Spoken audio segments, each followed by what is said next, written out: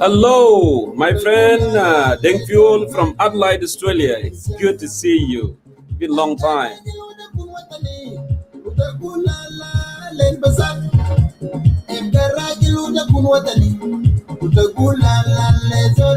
أهلا بك أستاذ دينغ، أستاذ جولا كون، أهلا بكم.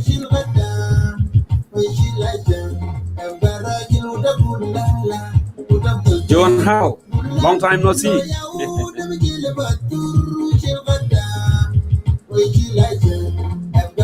Please go ahead and share it. As we start, go ahead and share it.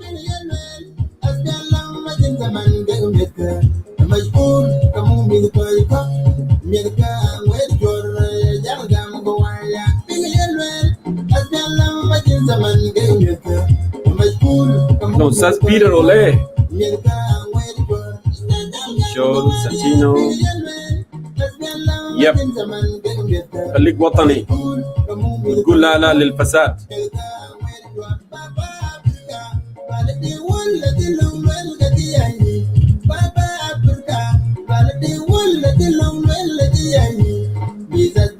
You also need to subscribe our page on the YouTube there, John Cormeol on the YouTube. Subscribe that so many people can watch it on the YouTube as well. Those who don't have Facebook account.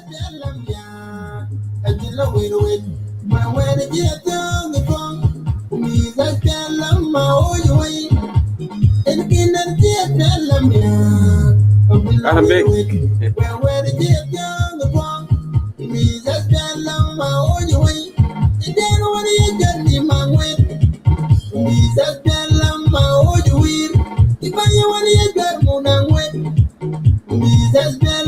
Thank you, my brother Lino. Thank you.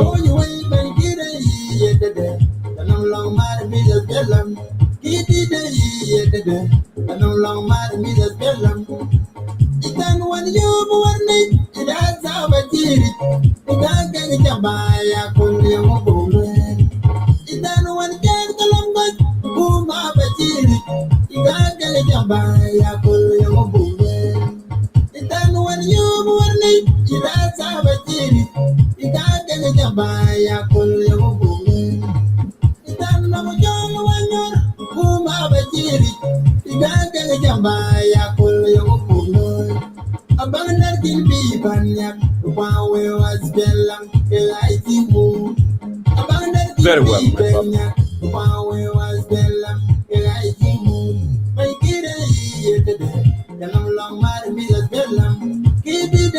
Be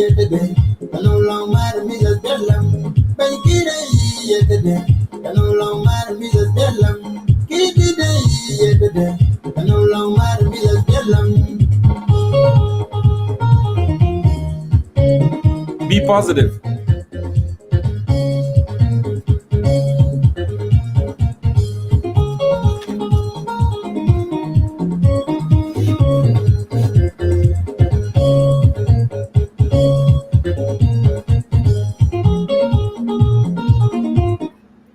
Dear viewers of Concerned Citizen of South Sudan, greetings to all of you and welcome to the show. Wherever you are tuning in and watching this live broadcast tonight, we are live today, Saturday, August 14, 2021, to shed a light on the current political development in the country. The Kit Wang Declaration on August 3rd, 2021, in which Riek Machar was deposed by military commanders, General Simon Gerwig Duol and Generals Johnson Oleng.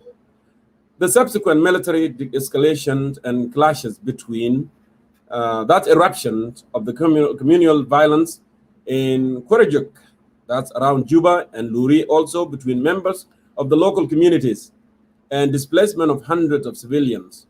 What is behind? That's our question tonight in this live broadcast. The negative development. What triggered this deadly confrontation between civilians, and also political and military split in the SPLM-IO camp under Machar, and the resignation of deputy chairperson of the SPLM-IO, Mr. Henry Odwar, on August 11, 2021. As you know, Mr. Odwar also supported the breakaway Magnese, military commanders in a meeting of the presidency also on August 10, 2021, to address the threat that is already jeopardizing security and stability in the country. As you're all aware of that, the meeting of the Security Committee, led by Presidential Advisor on Security Affairs, Tut Galwak, attended by the National Security Services boss, General Kolkor Kuch, and General Santino Dengwol, the Chief Defense Forces of South Sudan's Defense Forces. South Sudan Police Inspector as well, General Majak Akech, among others. That's we are going to tackle tonight. Finally, the storm of the change, which has become inevitable through popular uprising as a way forward from the current political mess in the country. The people must march in the street of Juba and the street of every town to topple and expect corrupt, autocratic, totalitarian regime led by General Salva Kiir Mayardit. We shall also make a commentary of these political developments and analysis their political trends and ramifications, and convey to you the message of hope, change, and political transitions in South Sudan through a peaceful revolt across our country. So please, I ask you, whatever you tune in, as I said from the beginning, go ahead and share our live broadcast, and don't forget our page on the Facebook, on YouTube as well. John Cormayol, go ahead and subscribe to that, so many people who don't have a Facebook account will be able to watch, and you will get any new development that we are, posting on our page on the YouTube. So to begin with, my dear brothers and sisters, and welcome one more time to Concerned Citizen of South Sudan, wherever you tune in. I know we started a little bit late, and I apologize for that. Some technical issues got us behind. But anyway, we are here, and we are here to talk, and we are here to make sure you get the message correctly. I know some people, they lose hope, but this is the time that you should not be losing hope. I would like to start actually with those who always, have a doubt out there that actually any uprising, الثورة الشعبية ما ممكن. Of course, الثورة الشعبية لا محال. The الثورة الشعبية, it is the only alternative that we have. عشان نحن لو جينا نتكلمنا عن كل الخطوات that took place in our country, from the war to peace agreement to national dialogue and all sort of negotiation that took place, none of them have worked. None of them have worked so far. Why? Because there is no political willingness. There is no political will from the leadership to bring stability in the country. There is no political will whatsoever to make South Sudan a desirable country that is stable, country that just and prosperous for people of South Sudan that have fought for their freedom for nearly 22 years. So I'm still, asking those who have a doubt out there saying that uprising is not a solution because South Sudan it has lack of stability. People are not educated. But you know what? I challenge you, my brothers and sisters, those who say that. Those are the same people. Not only the same people. Since year 2000 up to now, we have 21 years old, 20 years old who understand, who really looking for necessity, who looking for basic services, from education to food and clean water to job as well. So are you telling me that somebody who was born in 2000 right now does not know what he's looking for exactly in his own life? I think I want you to be rational. These are the same people, their fathers, their grandfathers, their uncles. They bear arms, they walk 3 months across the country from all the way, normally, Kabwaita, from Kafi Kenje, from Wow, from Amadingawul, all the way to Buma, from Launuer area, from all the way Karasana, in Rang, and they work together to build farm. Are you telling me that those people, they don't know the right? Are you telling me these people, they were educated then, they know what it means to them to have a prosperous nation, to have a just country, to have a country with equality? Are you telling me that they knew it then in 1983 when they worked to build farm, and now they don't know it? That's the message that are you trying to tell me? I think we need to be rational here. So if our people can work,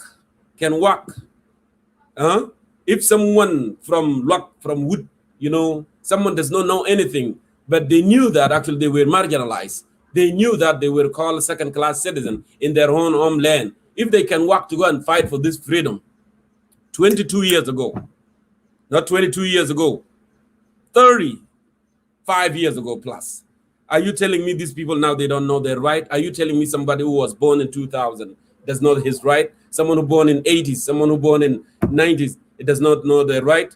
Absolutely, they do know their right. And actually, the land, everything is vital now for an uprising to take place in South Sudan, because the cost, the values that we have been fighting for, justice, liberty, prosperity, have not been achieved. We have our own brother, we have our own uncle, we have our own, should call him a father, in charge in J1. But unfortunately, he is not interested on the people of South Sudan. He's interested in himself. He's interested to stay in power until he died. Yes, one more time again, like I said, all the effort have been exhausted.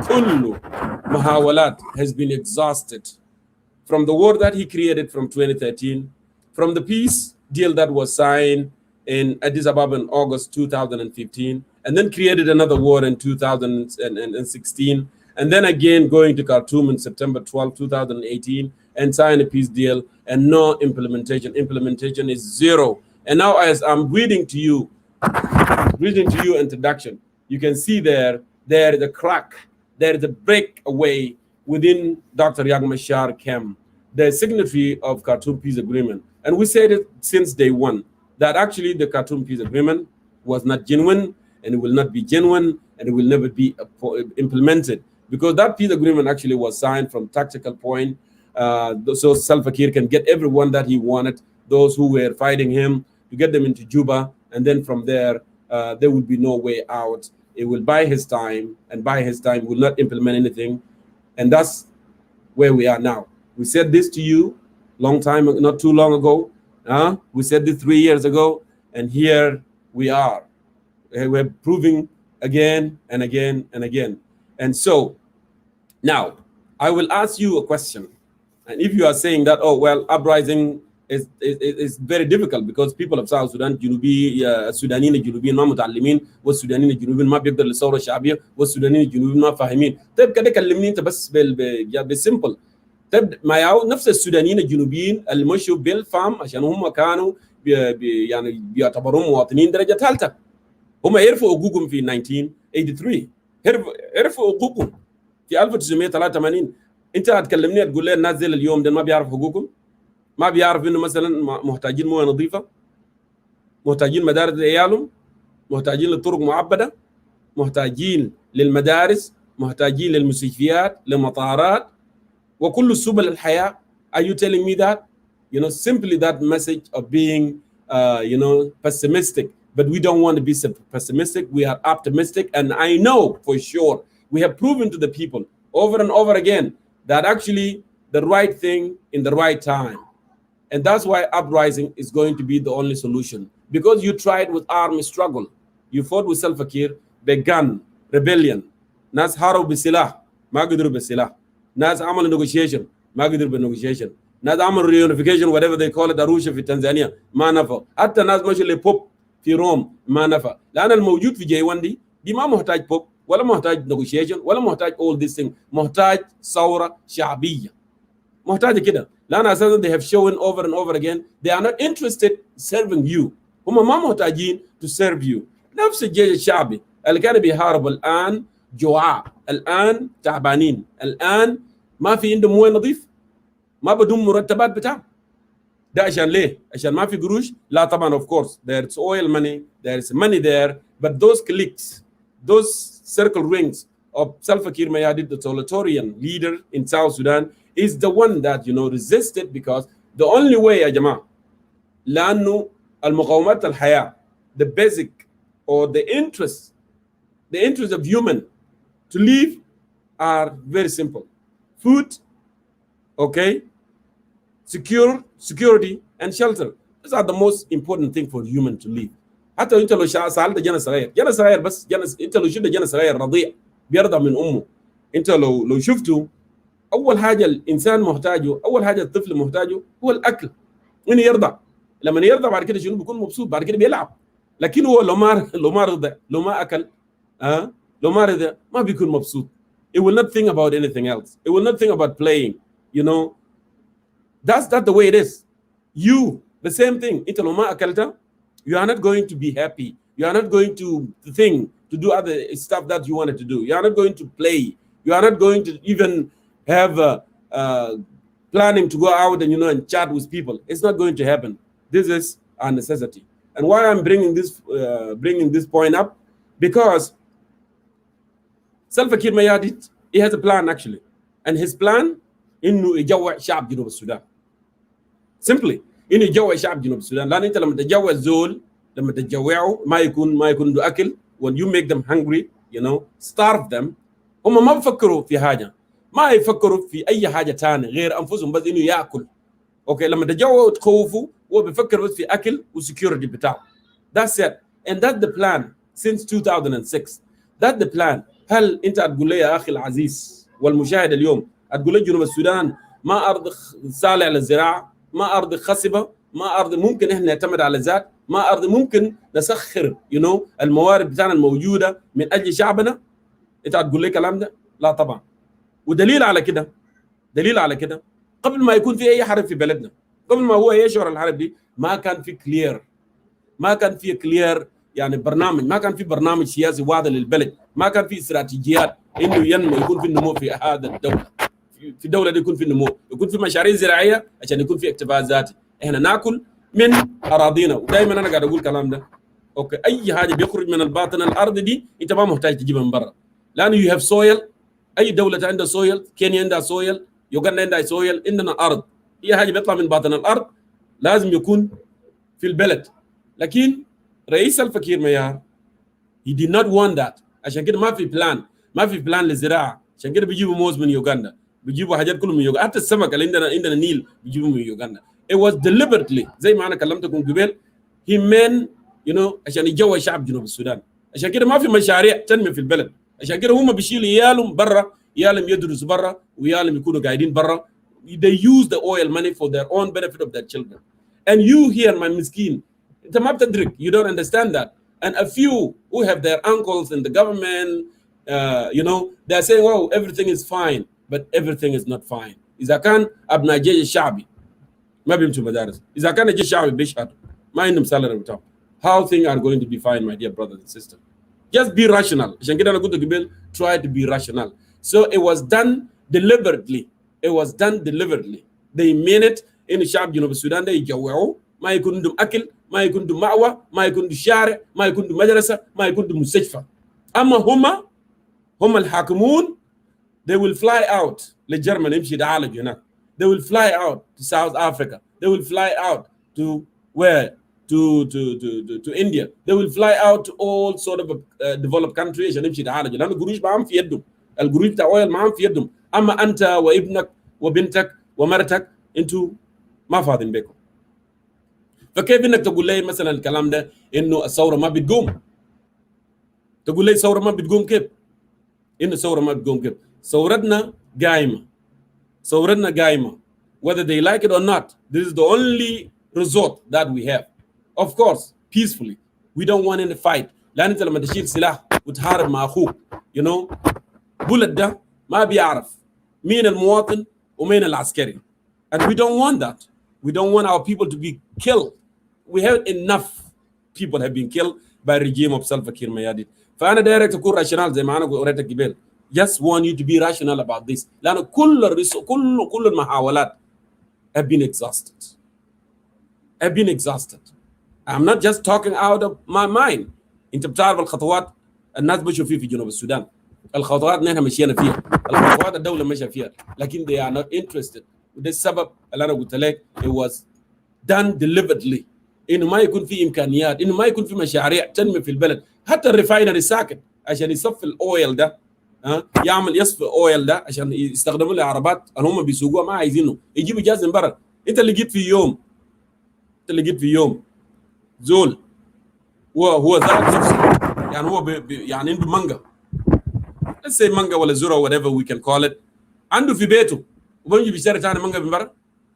ده كلام بيجي؟ ما لازم تاكل من عندك اويل. ده احنا عندنا جاز، عندنا بترول في بلدنا، لكن البترول الموجود في بلدنا احنا بنشتري بترول من برا. ده هتقول لي ده شنو؟ هتقول لي ده غباوه ولا هتقول لي ده شنو يعني؟ What does that mean? It means that people have no will عشان يطوروا الموجود اللي عندنا. بس simply لشنو؟ greedy for the four evils that we introduced with you for last year. In جنوب السودان في grand corruption, lack of services, insecurity, okay, looting, ما في حرية. All this thing عملوها deliberately عشان المواطنين بتاع جنوب السودان يعني مش يشقوا ويكونوا في تعب ويكونوا في مهن، عشان هم ما يفكروا انه يا اخي احنا عايزين مويه نظيف، يا اخي احنا عايزين يكون في شارع، يا اخي احنا عايزين يكون في مدرسه، يا اخي احنا عايزين يكون في مستشفى. That's why جوعهم. That's why كير created insecurity في البلد عشان الناس يحاربوا مع بعض، يكون في communal violence. المجتمع الفلاني يحارب المجتمع الفلاني، المجتمع الفلاني يحارب المجتمع الفلاني، مورو يحارب مع دينكبور ويحارب مع نوير، وحتى الزاندي اللي كان ما بيحارب مع بقارة مع بلندا بيجي يقتلوا بعض. You see that? نوير مع أبوك مع مين وتويج مع مين. ده كله it was they did this deliberately. Just tell me just simple إنه مثلا الناس ده كان جاي يحارب بالمستوى ده. ما كانوا بيحاربوا بالمستوى ده. ما كان. لكن it was done deliberately عشان هم يكونوا منشغلين. وانا قلت الكلام ده مرات وكثير يعني.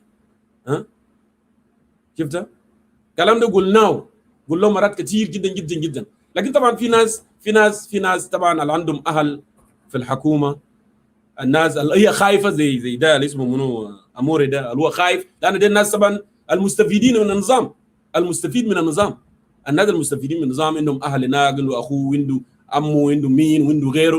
بيجي هنا بيجي يتكلموا كلام فارغ. لكن احنا ما نصغي لهم ولا نشتغل بهم، لان هم اساسا يعني ده المستفيدين من النظام. اوكي، ده المستفيدين من النظام. That's why they are doing that. I'm going to play some clips before I get my guests here.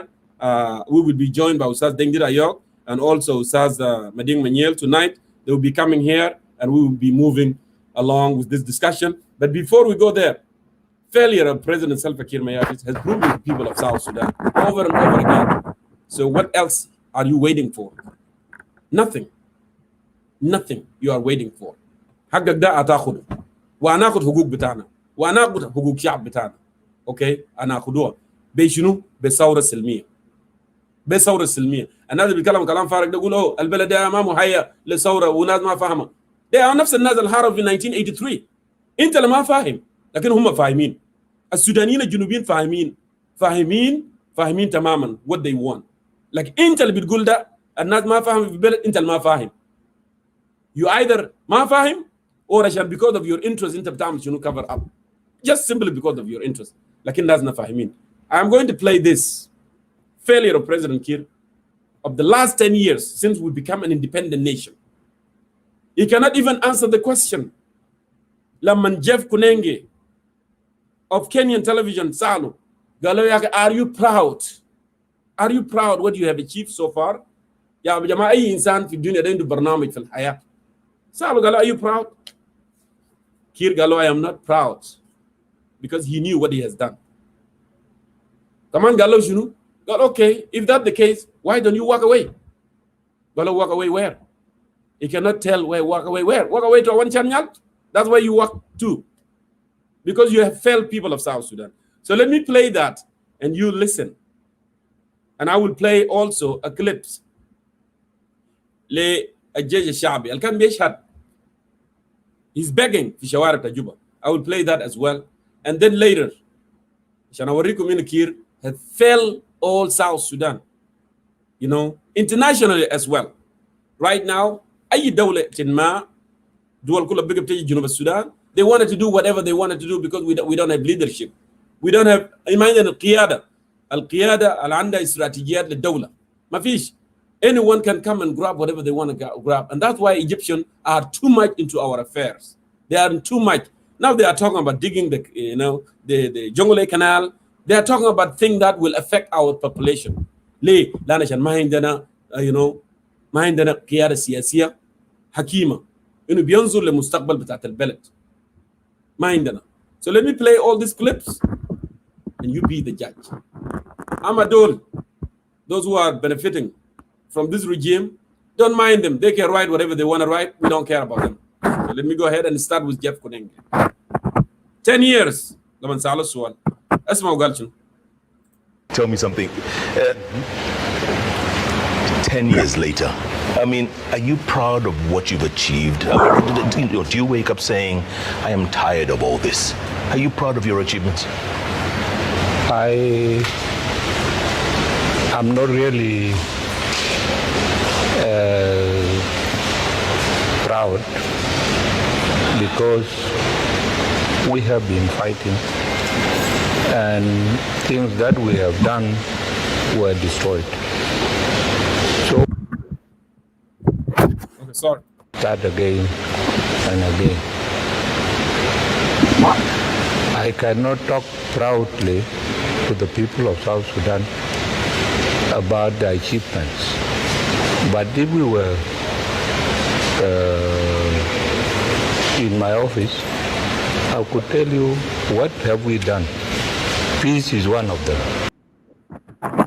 أنت سميته بنفسك. سميته 10 سنة. Jeff Kunenge قال Mr. President, are you 10 years later, are you proud? Are you proud in what you have done so far? Gallo, I'm not proudly of what we have done. He is not proud in his leadership. But again, it's still there. Why? Because he want to die in that power. He's not proud. He knew that he's not proud. Nothing he can talk about. When you say I am proud, because you are going to talk on A and B and C and D. I have done this, I have done this.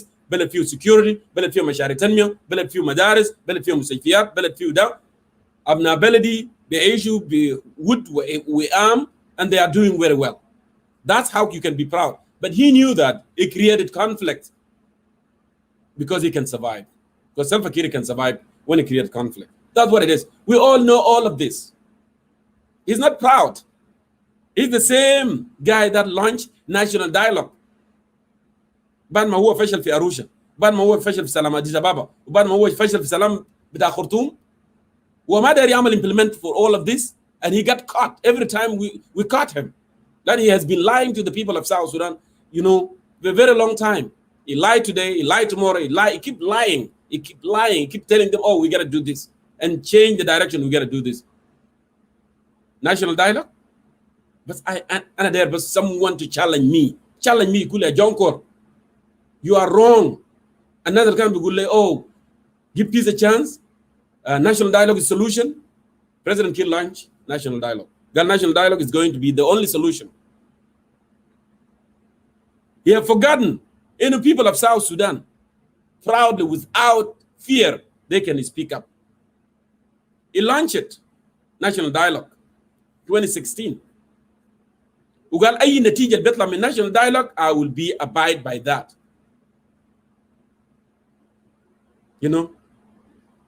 Yeah. Girl, I will abide by that. We will be in Juba. Then David, we will be in Juba. When we go to Juba, we will lock you in. We will lock you in jail. We will lock you in jail. And you are corrupt. All the corrupt people, we will lock them in jail. Yes. We'll be in Juba. You cannot intimidate that. You cannot say that come to Juba right now. Because you are threatening because you don't understand what democracy means, what sovereign mean. Okay, we were fighting for justice, liberty, and prosperity. We will come to Juba, and when we come to Juba, you'll be locked up, because we cannot tolerate corruption. We will not tolerate corruption. You'll be locked up. So, it's to you. You feel like it's nonsense, but it is not nonsense. It's not nonsense what we are saying. So the same guy, Jama, can launch national dialogue. National dialogue, I will abide by that result. Now, tell me, what is that? Badman natija talab the national dialogue. Salva Kiir shalu ukad galo muwatinin as-Sudanina junubin. They have spoken. You, President Kiir, you, Riek Machar, wa hakumatkum, wa SPLM kullakum, you fail us. You destroy our country. You did. So in order for South Sudan to move forward, please get out of the way. Please resign from the post. Please get out of the way and allow South Sudan to move forward. وكنت سالفة كيف سمع الكلام ده قال شنو؟ يا جماعة واحد يقول لي أنتوا قاعدين تسمعوا ناس بيتكلم عن national dialogue؟ قاعدين تسمعوا ناس بيتكلم عن national dialogue؟ ما في زول بيتكلم عن national dialogue. قول لي أنت كذاب يا جونكور. Just tell me, قول لي أنت كذاب. Who talk nowadays about national dialogue? That President Kiir proudly, he went to National Legislative Assembly and he launched it proudly. Gal national dialogue is going to be the solution of our problem in South Sudan. Today, who talk about national dialogue? Does he talk about it? What does that mean? Is that a hypocrisy to you? What does that mean? لأنه بيقول كلام بتاعنا nonsense. What does that mean? أنت بس أسأل نفسك. أنت بتناقضنا ده. أنت بتقول no, we are wrong. أنت بتقول we are wrong ده. What does that mean? Your boss. Salva Kiir Mayar. هو قال يا أخي أنا ده national dialogue يكون solution للبلد. national dialogue قال المقررات بيطلع منك. I will abide. ناس مشوا كله في ground. 79 counties of South Sudan. 79 counties. ومجي سألوا مواطنون. وسألهم يا جماعة, in your opinion, what went wrong in the country? That was the big question. الناس قالوا بالحرف الواحد. A and B and C went wrong. وسالفة كير ورياض مشار وSPLM, they destroyed our country, they created war, عملوا مس في بلدنا وخرب البلد. أنا ما دايرين يا أخي. لأن دايرين جنوب السودان ده يمشي قدام. السودان الجنوبي ده يمشي قدام. عندنا ناس light minded, عندنا ناس good, عندنا ناس بيحبوا بلد, عندنا ناس بيحبوا مواطنون. They are more than willing to take leadership and move it to the next level. أما هؤلاء جربناهم ما نفعوا. ده كلام بتاع الشعب. What are you going to say now? Your boss say he will abide by that. What are you going to say? I know you are a piece of corrupt like him. That's why you're saying no, this is nonsense. This is not nonsense. This is the facts, and we will keep talking about the facts, and Kiir will be deposed, Kiir will be removed, whether you like it or not, and whether you like it or not. He will be removed. And every corrupt person that played that corrupt card on the people of South Sudan will be held accountable. It will be locked up. It will be locked up. Now we are people of common purpose. we fought together so we can have justice, liberty, prosperity. Those are core values people of South Sudan sacrifice. People sacrifice from all the corners of the country. They did. We lost many lives. We did lose many lives because of that. We did not lose those precious lives for just a few corrupt-minded. And you go, no, we are fine. عشان أبناء بتاع جيش الشعب ما يمشوا مدارس وما يتعلموا وأبهاتهم ضحوا بمستقبلهم. ضحوا من أجل البلد. في ناس ماتوا ونسوان بتاعهم موجودين أرامل وأولادهم موجودين يتامى and they cannot even get meal for the day. I'm not asking the government for all this time إنه مثلا يجيم أكل، لكن يكون في stability في البلد، يكون في security في البلد، يكون في basic necessity، يكون في مويه نظيفة، يكون في مستشفيات، يكون في شوارع، يكون في أمن في البلد. That's a simple thing that we have been asking for a very long time. Because these are rights. They are right of people. Those are universal rights. حتى وكد جنوب السودان become a member of 193, and I think some of those talking nonsense here, they don't know that. لما جنوب السودان become a member of المجتمع الدولي, international community, you have to initial all these rights. You know, I will be abide by international law. I will not violate human rights. أنا ما بقبض ناس عشان هم لو يتكلموا they express themselves. أنا ما بيعمل كده. أنا ما create a non-government. I will allow people to speak freely. I will allow people to disagree with me. Those are universal rights. You know, Sudan became a member and he signed for all these rights. Not only that, in our constitution, you have a right of assembly. You can get together and talk. One thing go wrong. You have right of voice in your opinion. You can write piece on the newspaper. You can assemble. You guys can gather. We can gather and talk about something wrong. I can talk. But that's not the case with totalitarian regime of Salva Kiir Mayardit. Authoritarian. Hatta Ghafir, he has right to fire that Ghafir. Ghafir, he has right to fire that Ghafir. That's what it means to be authoritarian. Those are the same right that Salva Kiir was fighting for. إنه يكون في عدالة, إنه يكون في حرية, إنه يكون في شنو, يكون في تنمية. Justice, liberty, prosperity. يا زول الما فاهم, يا مسكين الما فاهم, اللي كان قاعد يقول لك عليه, سهي أنت فاهم معنى الثورة, ارجع. حتى national anthem ارجع. For justice, liberty, and prosperity. 3 key words on our national anthem. Just go. Unless you did not memorize the national anthem. For justice, liberty, and prosperity. What does those mean? Adala, Hurriya, Tanmiya. Adala, Hurriya, Tanmiya. Adala, Hurriya, Tanmiya. لو أنت ما فاهم. في national anthem بتاعنا. في نشيد القومي بتاعنا. Those are the core values people of South Sudan bear arm.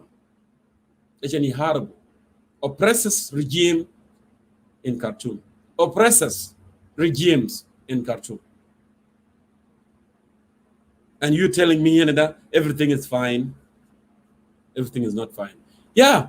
So President Salva Kiir is hypocrite. منافق. ده اسمه hypocrite. ده نفاق. لما تقول أنا بيعمل ده and you are not going to do it. أنا بيعمل ده and you are not going to do it. Oh, we signed peace agreement in Addis Ababa. He did not implement it. He created 2016 July 5 in J1, right? And again, move the venue. Let's go and sign another peace deal في خرطوم. وقال بلسانه هو, this peace agreement we were not forced. We are going to implement it. It took 8 months. جات عشان يعمل اللجان. 6 months الأولى, تاني كمان another 3 months. Okay, and nothing. No security arrangement, and nothing, because we told our people from the beginning, especially IO. أنا كلمنا عن IO. قلنا له IO. زمان رياض مشار كان في confinement في South Africa. أنت عارف حكومة سلفا كير المجتمع الدولي, الدول كل المجتمع الدولي كله كان عندها sanction. عملوا sanction, economic sanction, arm embargo, all sort of sanction. كان زي الحصان الواقف في الأرض بيرفس برجله كده خلاص, يعني نفسه يعني روحه داير يطلع. ماشي يموت خلاص, الحكومة دي خلاص منتهية. لكن because of greedy, لأن طبعا of course زعيم بتاع IO, he was not fighting actually for people as some suggested. It was a reformer. There is no reform. It was not talking about the reform. And that's why we were so skeptical since day one.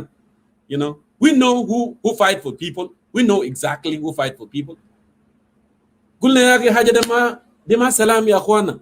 ما سلام الناس بيجروا من الفينيو ويقول لنا نحن ما دايرين سلام أنا كنا ماشيين خرطوم. It was not peace agreement. It was not peace deal. It was just عشان الناس يقسموا شنو الكعكة. That's what it is. And again, Salva Kiir uses tactic and told Riyadh, you know what, don't worry about all these things. Let's sign our peace deal. Mashiach sign peace deal, which is not a peace deal. Lana, we said it from the beginning. It was not genuine, and it will never be genuine, and it will never be implemented. And we prove you wrong again. One more time, we prove you wrong. Because do you know why? لأن نتكلم دائما الحق. Lana, I have no any self-interest. Either Ustaz Dengdi has self-interest, or will attack, or Wendy Marial, or Moses, or Abdullah Garang, and others, and a unitherapy. No one have self-interest. Our interest is our country. Our interest is our people. Our interest is South Sudan. Our interest, Hua, a Sudan, a Junubi. That's our interest. That's why we have to speak up the truth. I'm not looking for position. I don't want to be wazir. I don't want to be governor. I don't want to be director, whatever you call it. No, I am fine. But I care about my people. I care about you. حتى أنت ما بتعرف حقك ذاته, I care about you. It doesn't matter if you bullet me, I'm still going to speak on your behalf. لو لقيتك مظلوم, أنا بتكلم عنك. You will learn it بعدين. زي ما أنا قلت اليوم ده. هنا حتى في classroom, students are not the same. في طالب يفهم مجرد ما أستاذ يشرح المسألة شرحه الأولى يفهم طوال إنه بيفهم الطريقة شرحوا المسألة دي. وفي طالب بيجي بيفهم بعد 3 مسائل. وفي طالب يفهم بعد شنو؟ بعد الكلاس، بعد ما خلاص الحصة انتهت. وفي طالب ما بيفهم الخطوات ده يمشي بيت ويقول يا أخي أنا ما فاهم والله الأستاذ الليلة كان قاعد يتكلم عن شنو. لما يجي حصة جاي بيفهم. وفي أستاذ بيكون بيهاين، في طالب بيكون بيهاين. لا هذا الأسبوع الجاي عشان يجي يفهم. The same thing happened. Some people they don't know what is wrong, what is right until later. And that's fine. And when they come and acknowledge and realize, we don't say, no. أنت كنت ضدنا. You were against the right. Welcome aboard, my brother. Welcome aboard, my sister. So those who resisted us, who resisted me 4 years ago, now they are my friend. I am not antagonistic toward them. No, they are my brother because we should be brother keeper. Take example of Shaul المعروف في المسيحية later, رسول بولس. He was against the Christians and Christianity. هو كان بيقتل ناس. He was the one that killed them. But at the end of the day, أدرك الحق. He knew he was wrong. But you know what? I must accept the truth and the reality. Bulus Rasul, it became one of the faithful and the best and messenger of Christianity in the world. So let's disagree. Let's agree to disagree, and that's fine. انت لو ما شايف الاخطاء السلفا كير عمل من 2006 ليوم الليله ده, one day انت هتشوفه. One day, not too long, انت هتشوفه. And you will say, oh, حقا, those people they were right. حقا كانوا صحيح. زي جماعة دول الجنود الرومانيين اللي صلبوا المسيح. يعني انت بتقول انت ابن الله, انت كذاب يا اخي, انت you don't know nothing, انت just ابن يوسف النجار ومريم العذراء وما ادراك ما ذلك, وكان بيضحك عليه بيضربه. لكن في النهاية بعد ما أصلبوه على خشبة الصليب, what happened? I'm just giving you example. I'm not trying to take it to religious thing. بعد ما خطفوا خشبة الصليب حصل شنو؟ قال لك ظلمت السماء وانشق حجاب الهيكل وحصل زلزال والأرض كله بقى ظلام. What happened to those soldiers who were crucified Christ? What happened to them? They said, oh, حقا هذا كان ابن الله. He was son of God. It was a real messenger. He came with the messenger. But you know what? We denied that and we beat him up and we crucified him. So go ahead. You can crucify people. You can say whatever you wanted to say. But one day you will realize that you were so wrong. How many times we have proven إنه الكير قاعد يعمله. خليك زاد to prove it. We are just not talking about proving it. But the real life أنت بتشوف ناس هناك بيشهدوا. أنت بتشوف ناس ما في مدارس لعيال بتاع الشهداء للجيش الشعبي. شايف ناس تعبانين ناس ما لاقين أكل. شايف communal conflict ناس بيموتوا كل يوم. أمشي رومبيك بس simply people are killing themselves. People are killing themselves. You don't see that? You don't see that? You want somebody to show you يقول لك يا أخي يا أخويا كده تعال شوف what happened in Rumbek. Come, what happened here? Even in his own hometown of Awanchanyal, do you see clean hospitals and schools and roads there? No, it's still muddy road. Alela galna kana nqul ya oh Salva Kiir wallahi uzul bas he care about his people. Like no, he doesn't even care about those of Awanchanyal. He doesn't care about them. Go to the room. You know, he doesn't care about them at all. He does not. See? So, you will. Let me go ahead and play these clips as well. Clip that الجيش الشعبي اللي كان بيشهد في شوارع جوبا. المرة مات في 2020. زول حارب 35 years. Okay? Let me play that clips and you watch it.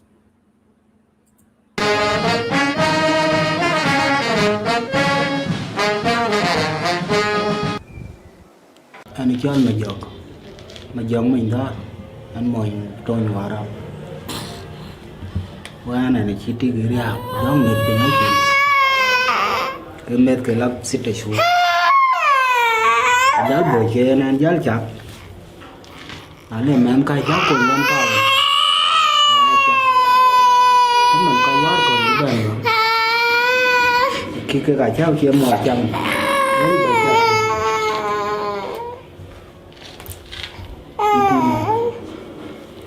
cái lê nhà này anh ra mà nó dính đến orang ba go lên áp cái bàn rồi quả chứ tôi cả ba cái bài chi ai rồi bán được coi cả cái thời gian này nhiều quạt ngon lại hành chung giá đắt và giá bên mình bài giờ bán quài thân quay chỉ đan bài lên luôn bái chụp cả bái chụp cả là bẩn ta đấy là tình trạng đây anh nhà liền cháu rồi phải kia bán cay đấy kia cháu rồi anh nhà liền cháu giật bà lắm là anh nghe đó người đấy cái lâu kia anh phải về gọc chứ là bằng gọc nghe là biết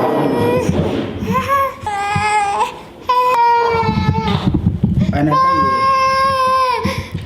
về nó ra một tiếng đi được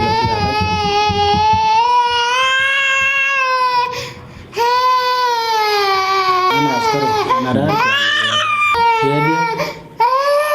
dia dia jual biatan no nanti dia kan luput untungnya ke bawah cái gì mình cho là biết cái chứ là ai giáo lưu mà giờ sẽ bắt lại cho ngã bài rồi tụi nó bên được cho cái nào mà tóc ở đây đuôi chẳng đi đi bên bên chẳng làm nhang mê của bà là lúi xe đi liền công an bà cho nó lên nám khai cái nhìn nòng của nhà cái là bẩn lúi tôi giờ đây bà hỏi sớm và có bàn cơm chẳng đi mắm đi để dốc thì chẳng mà nãy vừa ổn định cái nó lôi tập lìa vào biển cái thằng nó chả lâu của bà nó là bà nó quanh cái này là nó nè ngon đường kia ngon này nhỉ cái gái lâu biển cái nó bị giảm vô phố quen anh chỉ làm cái quanh cái này là phải chả lâu bị này giảm lớp quanh cái này là ra nào quanh tí nhìn nặng tao chỉ ăn tao cứng mệt em là vì ai lấy cho con cái này là cho ngay nào ăn phảo này chỉ ra này vậy bán nào ai cho thứ mệt phải xin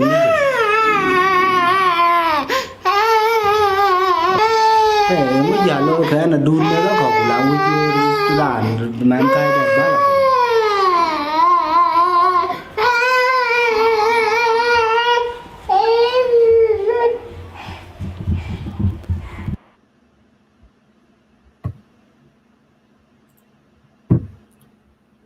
You saw it. You saw the suffering. You saw that. ناس كثيرين في الجيش الشعبي ما بيقول salary. They don't. See كده بس imagine someone sacrifice 35 years. He was fighting for me and you and other South Sudanese. ما بدو salary بتاعه. And there are many cases, by the way. Don't get me wrong for just one case. There are many cases. Many cases. ده حكومة في ناس طبعا البسيطين ديل يا الانكولات, you know, uncle sons, uncle daughters, the good girls, you know. Good girls, when I say good girls, you know what I mean. You know, good girls, you know. No, wallahi, you guys are making noise and all this thing.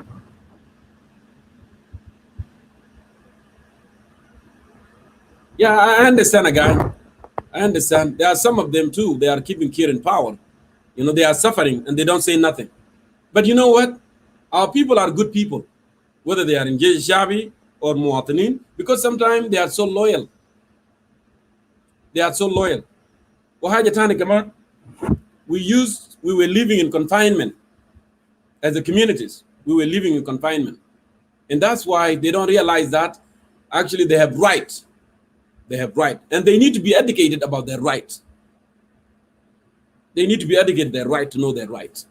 Lana, when you live in confinement, we were marginalized by the North oppressors. We were marginalized. ما في مدارس يخلوا الناس يكونوا تعبانين ما في مويه نظيفه ناس we were treated actually we know these people, they were our enemy. They treated us inhumane. We know that. But our own brothers brothers in struggle should they treat us like what we have been treated in the North as well? Hell no, they shouldn't. At least they can have that feeling, you know, of that brotherhood. You know, we were in it together. Okay? To this moment, you know, the policies of the Northerners haven't changed. Now we got a country, we are an independent nation. انت شفتوا سياسة بتاع الشماليين تغير نحو الجنوبيين السودانيين ما يتغيرت شوف يوم داك نحن قاعدين نقول شنو بس it's out of topic, but I wanted to add that, you know, out of topic. شوف يوم داك نحن قاعدين بيقولوا سلفا كير يا بطال حتى الشماليين زاد بيقولوا يا اخي البشير يا ما كويس ولو بشير مشى بعدين نحن هيكون في تعاون بيننا وبين السودان الجنوبي والسودان الشمالي. We were going to work together. هيكون في تبادل التجارة. When Bashir was out of power, it's been more than 2 years right now. انت شفت الحدود فتح حدود؟ No. يوم ده what was the excuses؟ بيقول عندنا جنوب السودان بيعوي حركات دارفور و SPLM North, all this thing, and that's why they said no, we cannot open the border. Do you recall the famous statement by Ali Usman Mamataha when he said that shoot to kill? If somebody smuggles goods to South Sudan, لو شال بضاعة لجنوب السودان بتهريب قال shoot to kill. Anyone that taking anything to South Sudan, shoot him and kill him, whether from Darfur or from Kordofan or بس مناطق الحدودية دي. سياسته ما يتغير وما هتتغير.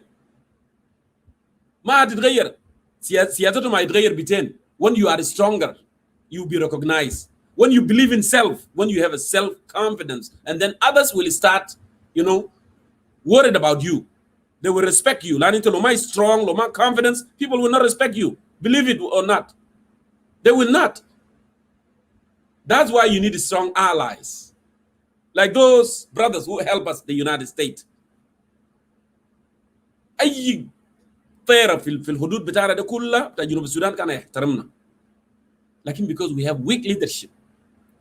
بشير مشى بدأ السودان الشمالي ما زال ما بيحترمنا.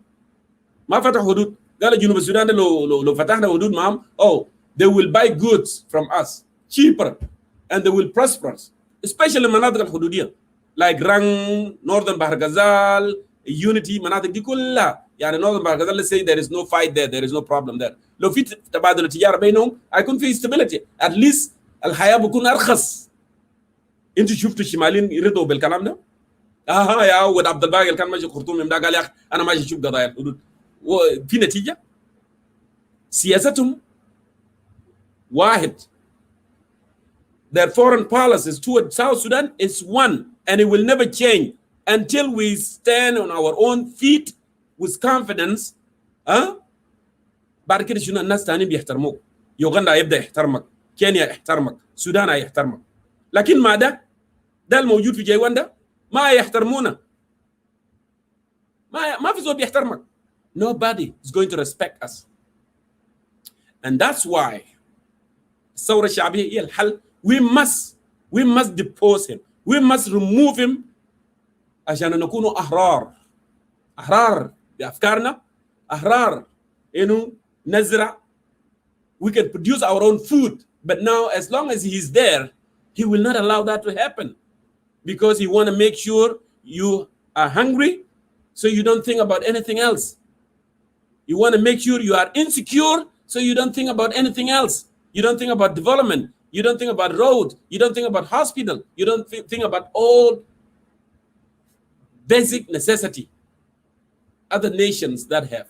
He doesn't want that.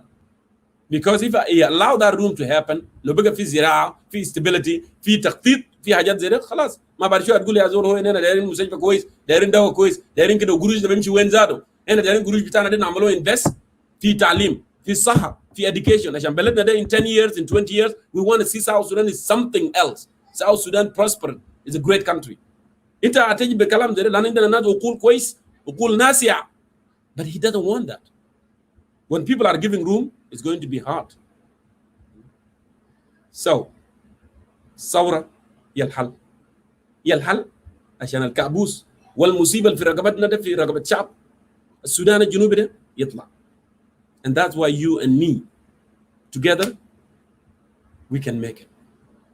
ما في زول يقول لك don't be discouraged. How many people أنا ده جونكو ده زار بنفسي. How many people discourage me from what I do since 2012? How many people discourage me? يا اخي انت عامل فيه انت عشان انت بتتكلم وما عربي وانجليزي وحاجات وعربي، قال خلاص انت هتغير البلد. كلامك ده ولا في زول هيكون فاضي بوك. But you know what? I'm telling you, get my testimony. We are changing people's perspective, and it happened. And it happened. After do that for regime, they call me. Those who don't disagree with that, they call us. They offer a lot to us. They offer a lot to me before, but I said, that's piece of corrupt. I will never listen to you, because I am not interested عشان نبقى وزير ولا عشان نبقى فلان. لا، I am interested.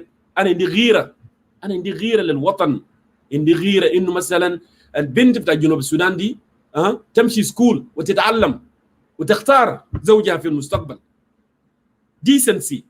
أي طفل في جنوب السودان يكون عنده chance. Because that's what fight was all about. That's what it's all about. You will never buy me. You will never buy me. $50,000, $100,000? No, you will never buy me. Or maybe you can buy those of, honorable, whatever, MP بتاكير ده كان قاعد يتكلم قال I'm happy قال في إنتاج بتاع ربنا وفي إنتاج بتاع الحكومة ده. Maybe you can buy those, but you will never buy me. أنا راسخ. And I believe in decency. And you know what? At the end of the day, الكلام اللي احنا بنقول ده, it will happen. It will happen. Whether you like it or not, it will happen. Trust me, my brothers and sisters, it will happen.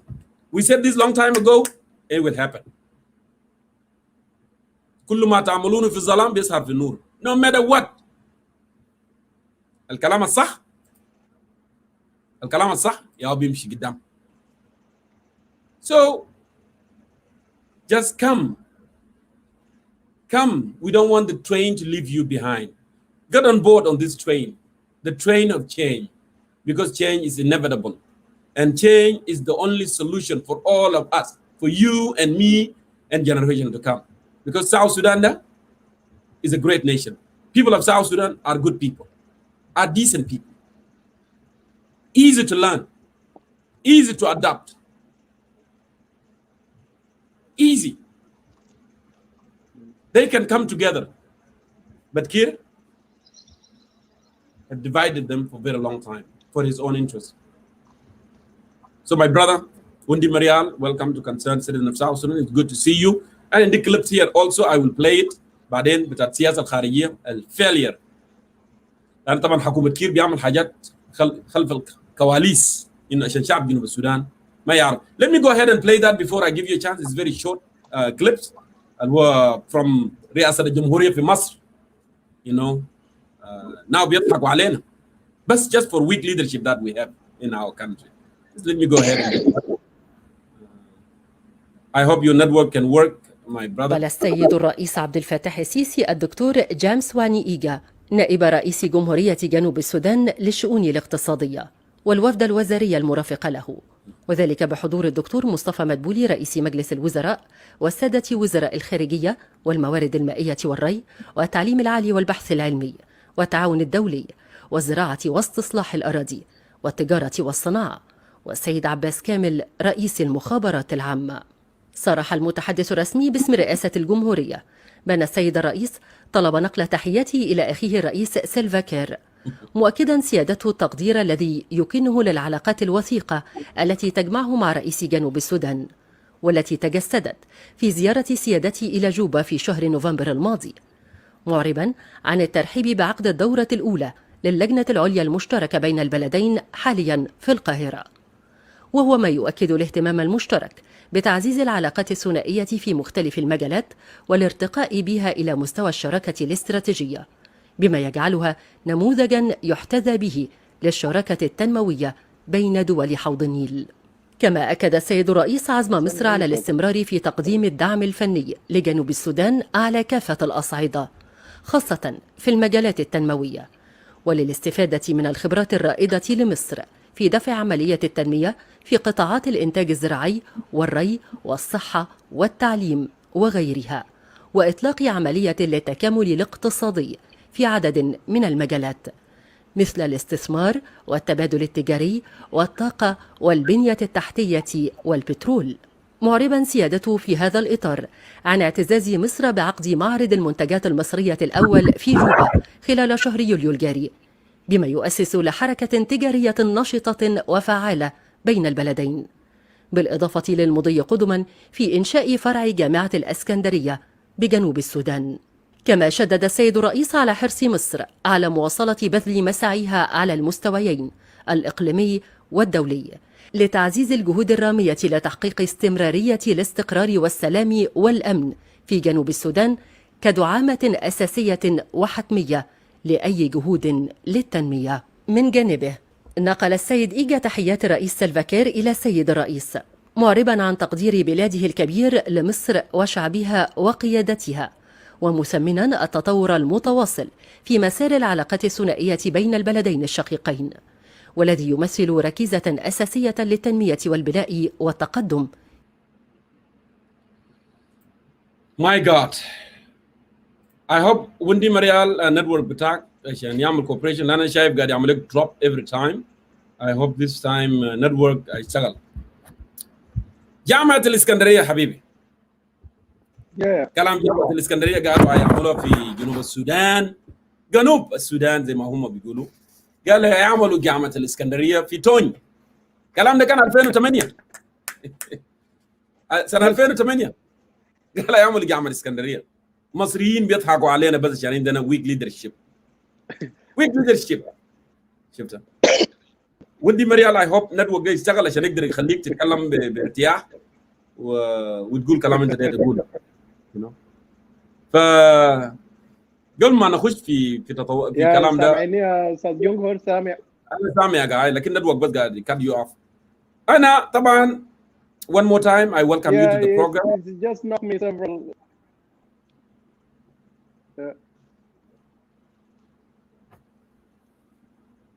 Go ahead. يا تقول حاجه؟ سامع يا جاي. يا سامعني. النتورك بقى انا لغايه ما اعرف عمل لي نوك اوت several times. يا خلاص وندي مريال سامع؟ انا داير اقول ويلكم يا سامع، ويلكم تو ذا بروجرام. انا داير اسالك سؤال. recent political development in the SPLM-IO. I want you to tell us what are the political trends and ramification on the security and stability in the country?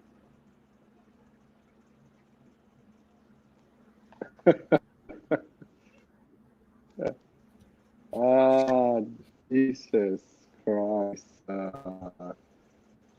He's knocked me out again. Wendy Marial network attack, I don't know, my brother. It's not, that's really sad. Network attack, Wendy Marial is not okay. And I couldn't dare asal swallow and swallow him to the. What are the ramifications of this division that happening within the SPLM-IO nowadays? Bigger fee Kidweng and Woodward deputy بتاع SPLM-IO he resigned. كان ده وزير بتاع طاقة وتعدين في جنوب السودان so he resigned. And there are so many things that we wanted to address tonight. أنا جبت التغيير ده من رئاسة جمهورية مصر لأن مصريين أنتوا سمعتوا واني إيجا كان ماشي زيارة في مصر، ومن المواضيع النغش في الاجتماع ده اتكلموا إعادة حفر جنرال قرار الجنجولي. طبعا المسألة ده حكومة جوبا ما بيكلم مواطنين عنها، بيعمل حاجات خلف الكواليس لأنه ما عايزين الشعب السودان الجنوبي يفهم هم بيعملوا في شنو. أوكي. والموضوع اللي كان أستاذ عبد الله قرن يتكلم عن ربط نهر الكونغو بالنيل برضو جابوه في جدول الأعمال في نقاش. حاولوا تبرس وفد بتاع جنوب السودان إنه يمضي بروتوكول، لكن وفد بتاع جنوب السودان قال يمضي في مرات الجاية. ف أنا دايركم عشان تعرفوا الحكومة دي بتعمل شنو. Akuma is selling out, all the entire country, and that's why to keep that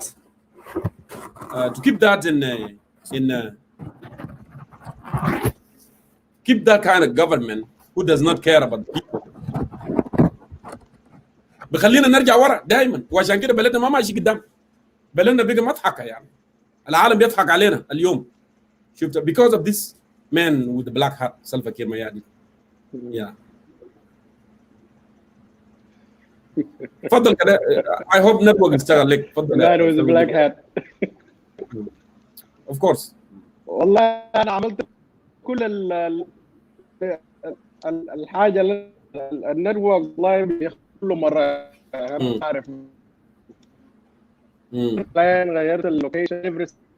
I hope it's gonna work.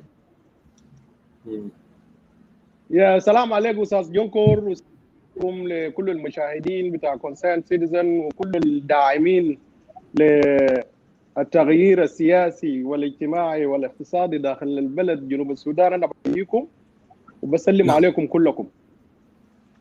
طبعا بموضوع بتاع آيو ده أنا لما تكلمنا قبل كده هنا ده في موضوع بتاع سايمون جارويج والانقسامات الداخلية داخل المنظومة بتاع آيو ده قبل كم شهر كده، قبل 4 شهور.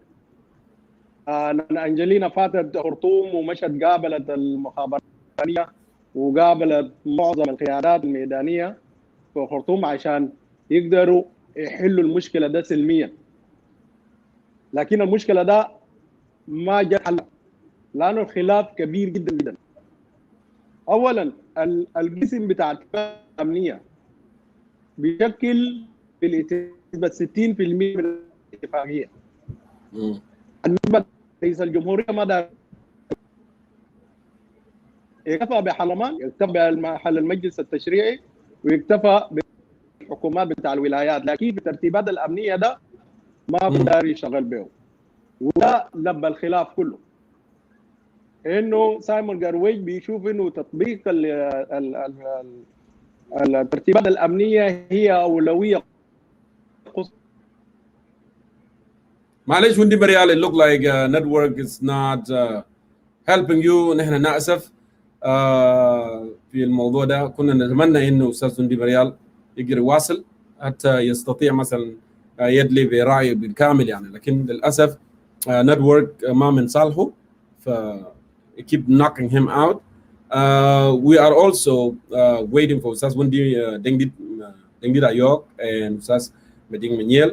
And then later I will post the link for the public. If somebody wanted to come in, come and weigh in, they are all welcome. And هنعمل كالعادة بعد السبيكر ديل and then I will post the link. نبقى في حوارنا الثورة، وثورة مهمة جدا جدا زي ما أنا وريتكم، لأنه ما في حل ثاني. كل all the options have been exhausted. بدأت من اتفاقية أديس أبابا 2015، خرطوم 2018. It was not implemented. We objected to that peace agreement. قلنا ما genuine and it will never be genuine. And you can see the results, not genuine. They did not want to implement anything. It took 6 months and then 8 months and then formation. Even to appoint the governors, they were having problem. They did not have security arrangement. And had given advice to Dr. Yang Mashar, ما يمشي جوبا. قلنا كلام ده. And we were called that we are a peace spoiler. We are enemy of the peace. But we knew there is no peace. There is no peace.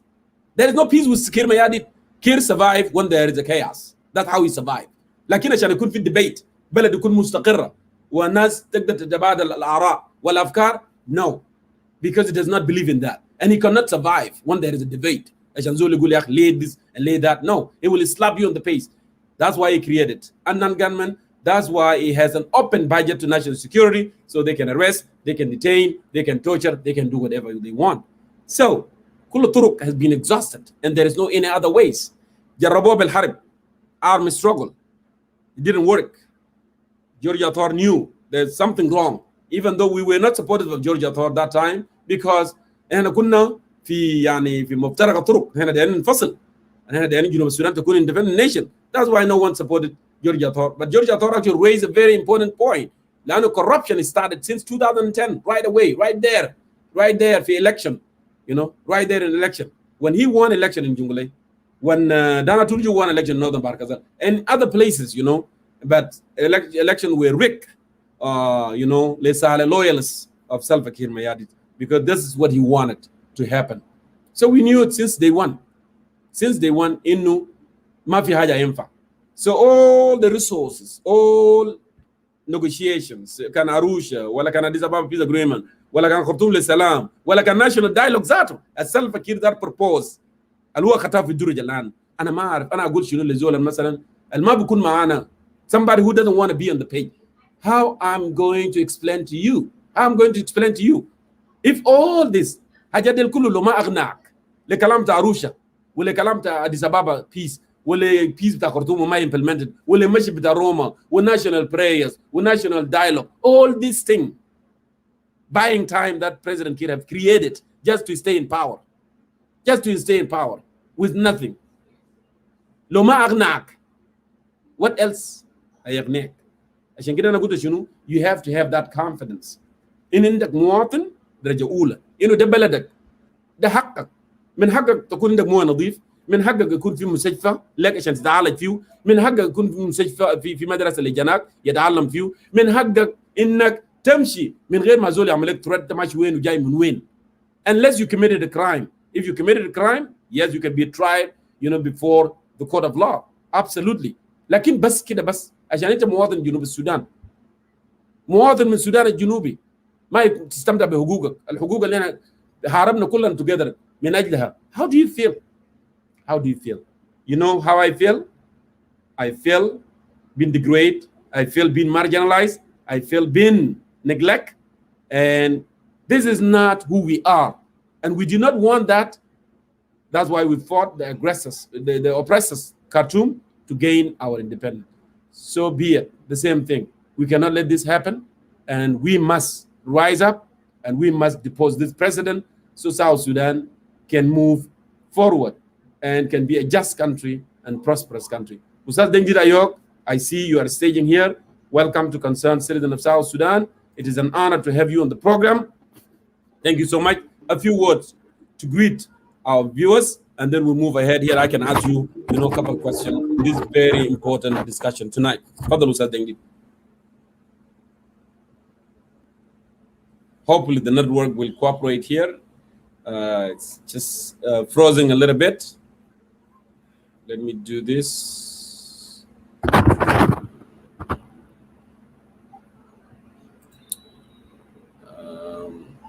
Then you try one more time. I want you to try one more time. Try it one more time. Try it one more time and come back. Try it one more time.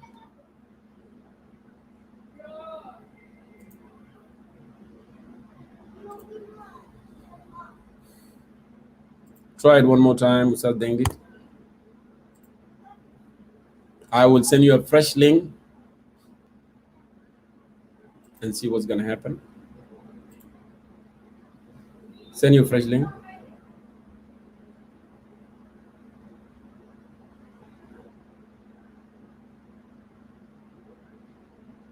Yeah, ما هو fairness. ما هو أنت بتقول لي جورجيا ثور تمرد عن الشعب، جورجيا ثور تمرد and something wrong that was done. So are you going to separate? When people are doing something wrong, you can tell they will continue to do that wrong. And when they started doing something wrong, and Georgia Thor said no, and that wrong now continue with us. I want you to rational sometimes, my brother. I want you to rational. If this is a real account, just rational. Would you accept something wrong to be done to you? Would you? So,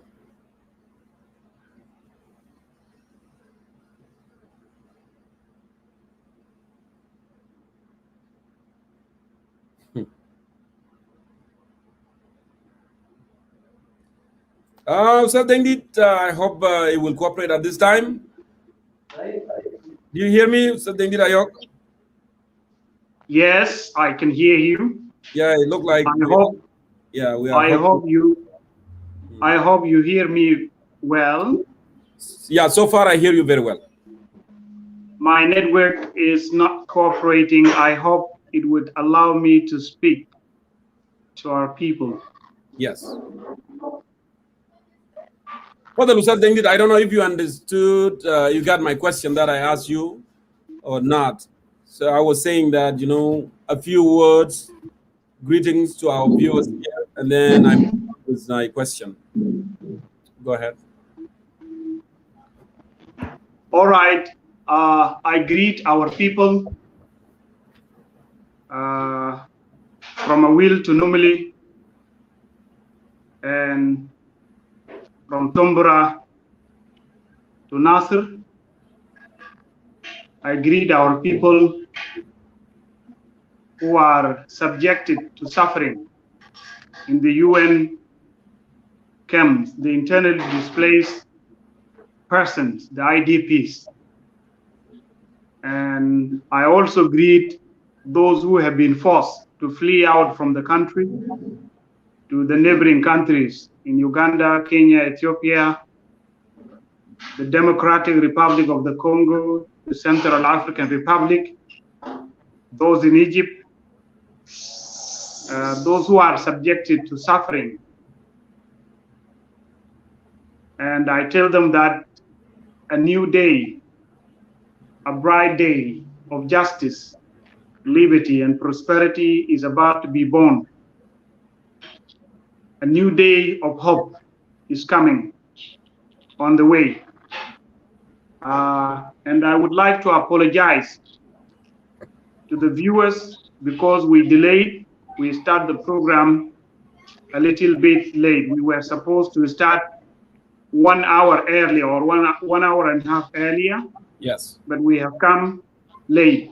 But anyway, we have come and we are determined to speak for our people, and we are determined to champion the cause for change in the country.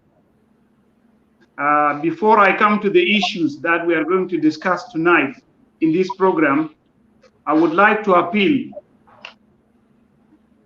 to the authorities in Juba, the authorities of this autocratic and totalitarian regime, to release immediately and without any condition, to release Honorable Kwel Agwer Kwel, the former governor of Northern Bahr el Ghazal State, who was arrested on the 2nd of this month. And as we speak, he is still in detention, and his health situation or his health condition is not stable. And he is being denied the right of seeing his doctor and to have access for medical services. We condemn this, and we urge the authorities in Juba to release him immediately, and he must be allowed to have access to his doctor. Quell is a man who has chosen the best in the world because he has joined the voices of the people who are calling for change in the country. Although he has been a member of the SPLM for quite a long time, but he has been convinced over the years by the current situation in the country and therefore decided to stand up and champion the cause for change. We hereby therefore call for his immediate release, and his release should be immediate and unconditional without any conditions. I am also aware that he is not the only one who is detained. There are so many other detainees in the detention facility of the national security that they call the Blue Room or the Blue House. And I would like to appeal alongside his release. I would like to appeal for the release of a national security officer by the name of Joseph Akol Maker. Joseph Akol Maker disappeared on May 28. I repeat, he disappeared. His name is Joseph Akol Maker. He disappeared on May 28, 2021 in Juba, and he is an officer in the National Security Service. His only crime is that he wrote a report. And in that report, he recommended that President Salva Kiir Mayardit and Kuala Manyang Juk, Awena Kot, and all those who are in power have to resign immediately. He wrote a very long report, and he submitted the report to the office of General Akol Korkuj, Director General of Internal Security Service at the National Security Service in Juba. The report he wrote was on 18th of May, the year 2020. And this report was leaked out. And as I talk here, the report is in the hands of so many political activists. The report is circulated. And after the release of this report in May, in the mid-May, this man disappeared on the 28th of May 2021. The report is titled, "What and Who Are We Protecting?" I think many political activists who are watching this live show tonight will now recall the man who wrote this report. This man was delegated to go and attend the national dialogue conferences that were held in the 3 regions of South Sudan. And this man was there in all the meetings and in all the conferences, and he listened carefully to the people of South Sudan as they were speaking and expressing their anguish and their suffering under this autocratic and totalitarian regime that is still ruling our people in Juba today. So while he was there listening carefully to the people of South Sudan, and he was delegated to attend all the meetings, he came to the conclusion that President Salva Kiir Mayardit and all his 5 vice presidents, all members of the revitalized agreement, those of Kuala Manyang Juk, those of Daniel Awena Kot, that these gentlemen have to go. And therefore he filed a report that is called, "What and Who Are We Protecting?" So this gentleman disappeared on May 28, the year 2021. And the reason why he disappeared is because the report he filed to the Director General of the National Security was leaked out. And as we speak, the report is in the hands of so many people. And many people read the report and they applaud the report because the report expressed the desire and the aspirations of the people of South Sudan. So I hereby also appeal for his immediate and unconditional release. We are worried because we don't know whether he's alive or not. His family is very much worried. They don't know whether he's alive or not. So before I proceed and talk about the issues we are discussing, I would like to read few points from the report. On the top of the paper, it is written top secret, National Security Service, Internal Security Bureau, Inspection Security Division, to General Akol Korkuch, Director General, Internal Security Service, Minister of National Security, Juba, South Sudan. The date is May 18, the year is 2020. He said, subject, what and who are we protecting? First, he began by saying, happy 16 May. Thank you for establishing a very strong and diverse institution in the country, which will go down in your resume as a success. No doubt that national security is among the most respected institutions in South Sudan because of your admired leadership. I am very proud of our officers and NCOs who do much with fewer resources. National security has patriotic officers and NCOs. Those are non-commissioned officers, NCOs, who are willing to serve this nation regardless of origins. You are a great man. Now, he began the report by praising his boss, the national security boss. But I'm not very much interested in this paragraph, which is praising Akol Kor, the bloody guy. I would like now to go on and read the following, the conclusion of the report. I will read the conclusion of the report. He said, go ahead. As an officer assigned to South Sudan National Dialogue, I have been keenly listening. I hope I am heard very well. Yes, yes. Thank you. He said, as an officer assigned to South Sudan National Dialogue, I have been keenly listening to grassroots demands, expectations, complaints during national dialogue, consultations and conferences across 3 regions of South Sudan. Frankly speaking, we in the government and oppositions are doing just the opposite of what citizens want. So the patriotic officer, Joseph Akol Makir, is speaking his mind to his security boss by telling him that we in the government and opposition are doing just the opposite of what citizens want. And he proceeded to say this word: South Sudanese collectively need coexistence, services, delivery, and peace, while our political leaders tactically and carefully invent divisive words, action to maintain relevancy in the eyes of public. Throughout dialogue consultation, grassroots across the country spoke in united voice against corruptions, injustice, rebellions.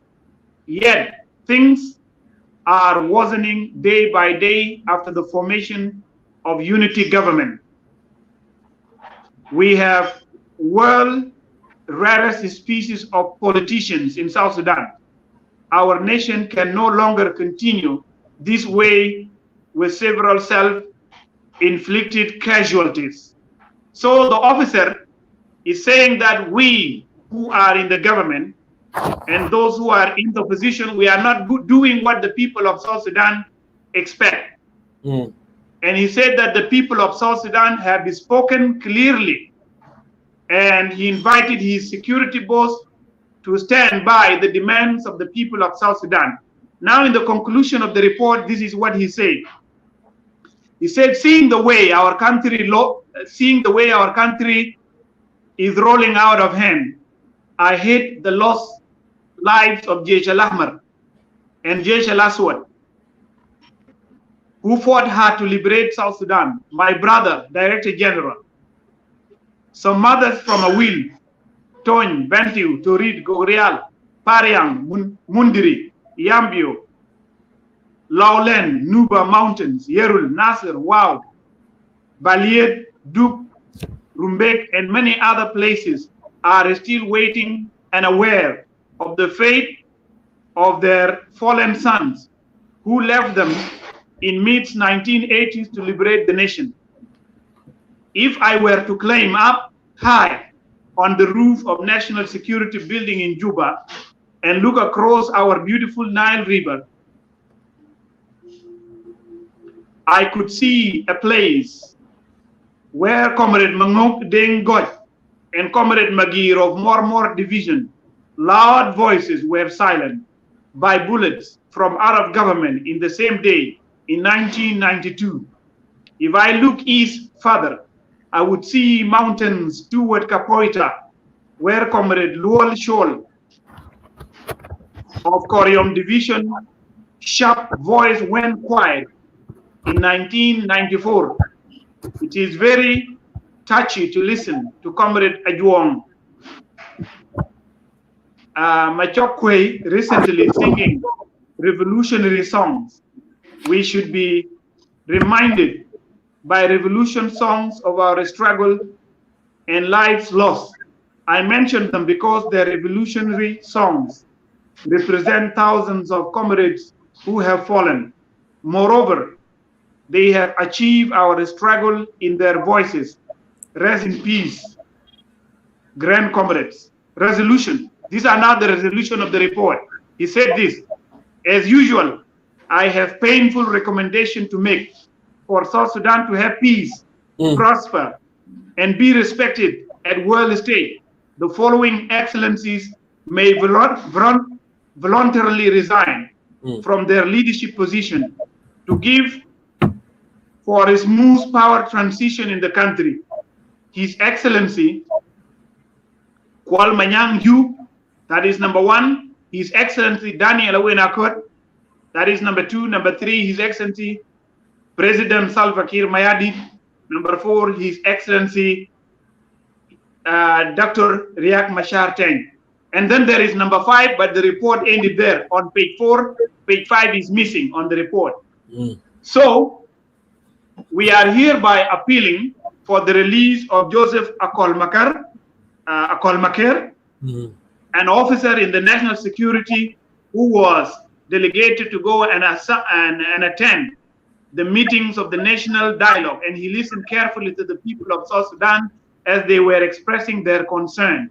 And he finally stood by the people and called on his boss, the director of the national security, in his report to depose Riek Machar, President Kiir, Kwal Manyang Yu, Daniel Awenakot, and many others.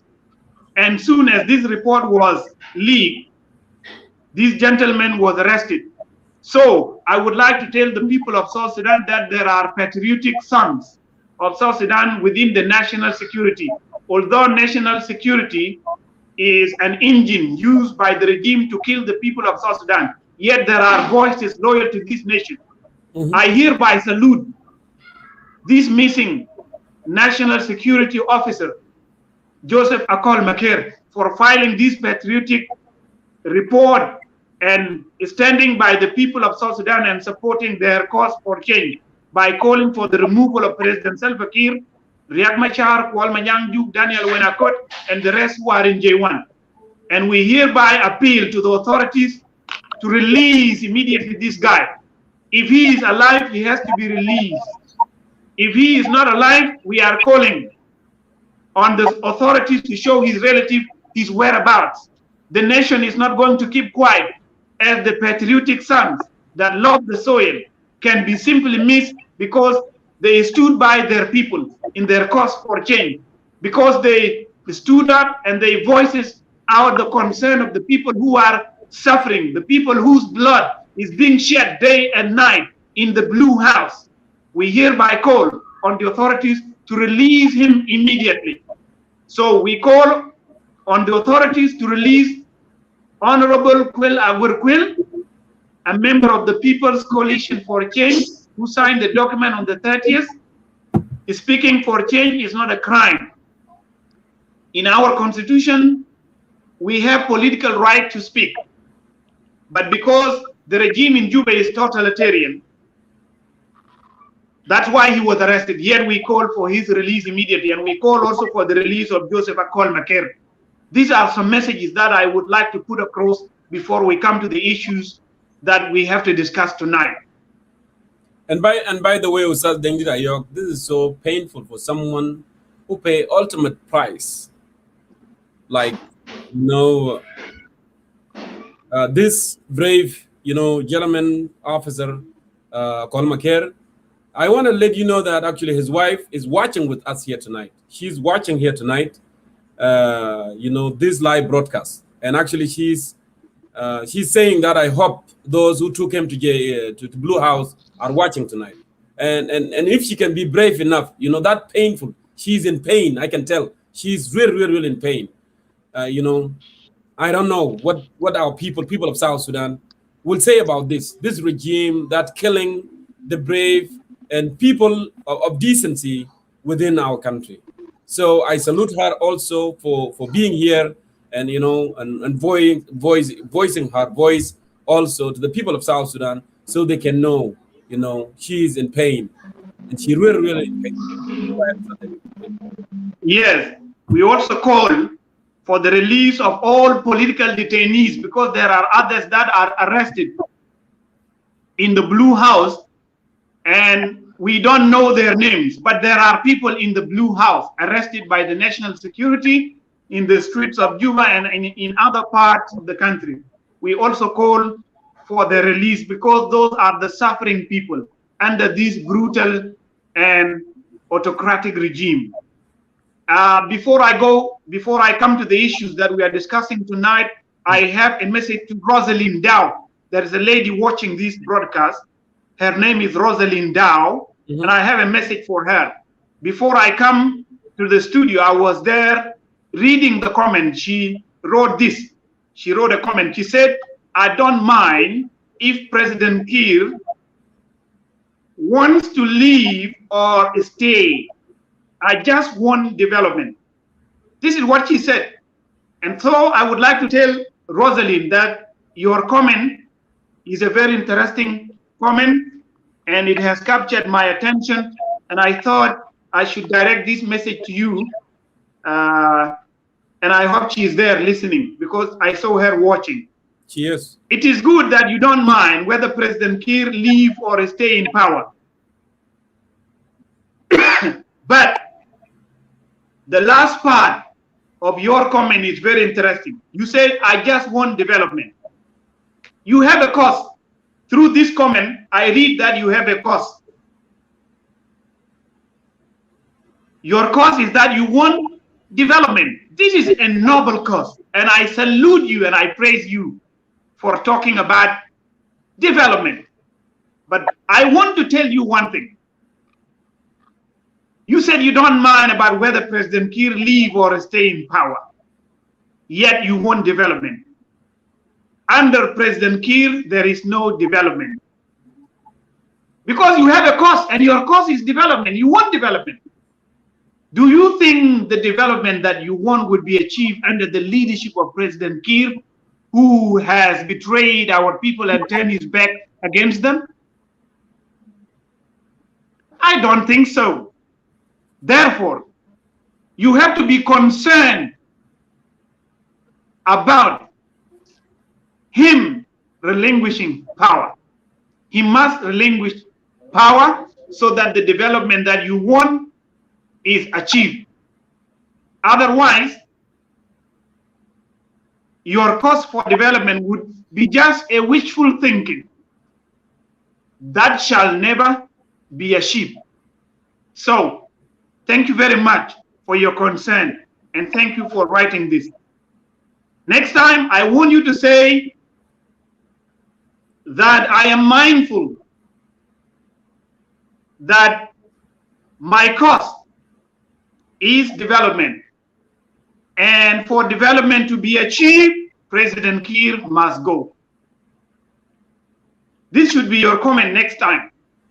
All right? And I hereby invite you to stand with us together in line to add your voice to us who are calling for change in South Sudan. This is my message to you. And thank you very much for being there. Now I will come back to discuss the issues that we are here to discuss tonight, my brother John Kormayor. Thank you. Ustaz Dengit, as you know, I had my introduction in both in English and in Arabic. But Ustaz Dengit, before we proceed, I would like to ask you a question. One more time, I welcome you to our program. And as we, start the discussion, the recent political development in the SPLM-IO, I want you to tell us what are the political trends and ramification on the security and stability in the country. And also tell us whether the revitalized peace agreement deal that is collapsing or has collapsed or is still being implemented. I yield podium to you, Ustaz Dengit. Thank you very much. Thank you very kindly for bringing to my attention the recent political development within the SPLM-IO. We have been here talking about the revitalized peace deal, which was signed in on September 12th in the year 2018. And we have been telling our people that this agreement would not stand. And that this agreement is not being implemented. Now, I am happy that what we have been telling our people is finally coming to pass. The division within the SPLM-IO are not a new thing, because if you look at the history of the SPLM-IO, since it was established in Pagak in 2014, you will see that in 2 years' time, divisions begin to happen within the SPLM-IO. In 2015, those of Peter Gadet, those of Gabriel Tanginya, those of Gabriel Changson Leo, were the first to leave the SPLM-IO under the leadership of Riek Machar Teng Dorgon. And then many developments happened later. Many people left Dr. Riek Machar. But one of these developments is a serious one, because on the 3rd of August, a very important and a serious development happened within the SPLM-IO.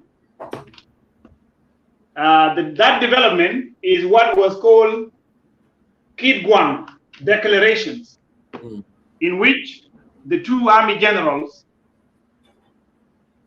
General Simon Gadwich Dwal and General Johnson Olony, deposed Riek Machar Teng, the first vice president of the republic, according to what they called the revitalized agreement, and the chairperson of the SPLM-IO and the commander-in-chief of the SPLA-IO. And according to that development, General Gadwich Dwal became the chairperson of the new faction. And before the breakaway of General Gadwich Dwal, a group of reformists led by Dwer Tut Dwer also deposed General Riek Machar Teng on the 1st of June 2021. So Dr. Riek Machar, within his camp, has been deposed twice. First by the reformist group within the IO under Duer, and secondly by the McGuinness group or by the Kit Gwang group under General Gedwich Dual.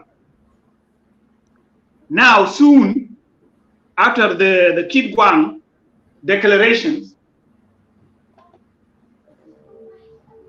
we knew that serious development were happening within the SPLM-IO, because those of Gedwich Dual are not satisfied with the decision taken by Dr. Riek Machar when he first stepped his feet in Juba without security arrangement in place. Gedwich Dual was so vocal about that, and he criticized Riek Machar, and he said that it was not right for Machar to go to Juba without security arrangement in place first.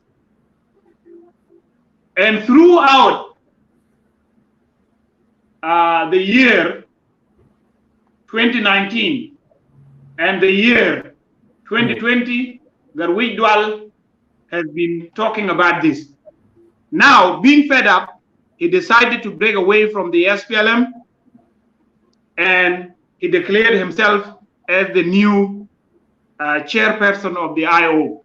So the IO camp is in a great division. Yes. Riek Machar was deposed, and a new IO was born under Gedwich Dual, and before a new IO was born under Duer. And so you are now talking about how many IOs? A lot of IOs. And therefore, what we have been telling our people, that this peace is not genuine, has come true. Now, the next development is that the two forces, the forces that are which are still loyal to Riek Machar Teng Dorgon, and those forces loyal to Johnson Olony and Gedwich Dual, clashed last week. They clashed on the 2nd of August, the 2nd of this month. They clashed, and there were casualties on both sides. So what is happening? What is happening is that Dr. Riek Machar is back to his business of killing the sons of South Sudan. He is back to the business of killing the Nuer son, the Naar son, who love their soil and are fighting for a just cause. So Gad Machar, Gad Dorgon is back to the business of killing the people of Nuer and the business of killing South Sudanese in general. Now, as we talk here, the soldiers from both sides are confronting one another. They are confronting one another militarily, and there are soldiers falling from both sides. Now, we should not say these are the Nuer who are fighting. Of course, they are all Nuer. Those under Riek are Nuer sons, and those under Gedwich Dual are Nuer sons. And when they die, it is the South Sudanese now that are dying. It is the South Sudanese that are now dying. Okay, I will come to that one, Abdallah. That is a very good question. Thank you very much. So as we speak now, this new development, which is the confrontation between the two forces, is jeopardizing what they call the revitalized peace deal. And as we speak here, we are watching the revitalized peace deal collapsing. We are watching it collapsing because the country is taken back to war. Riek Machar has taken back the country to war because he could not manage his IO, and for taking wrong decisions always.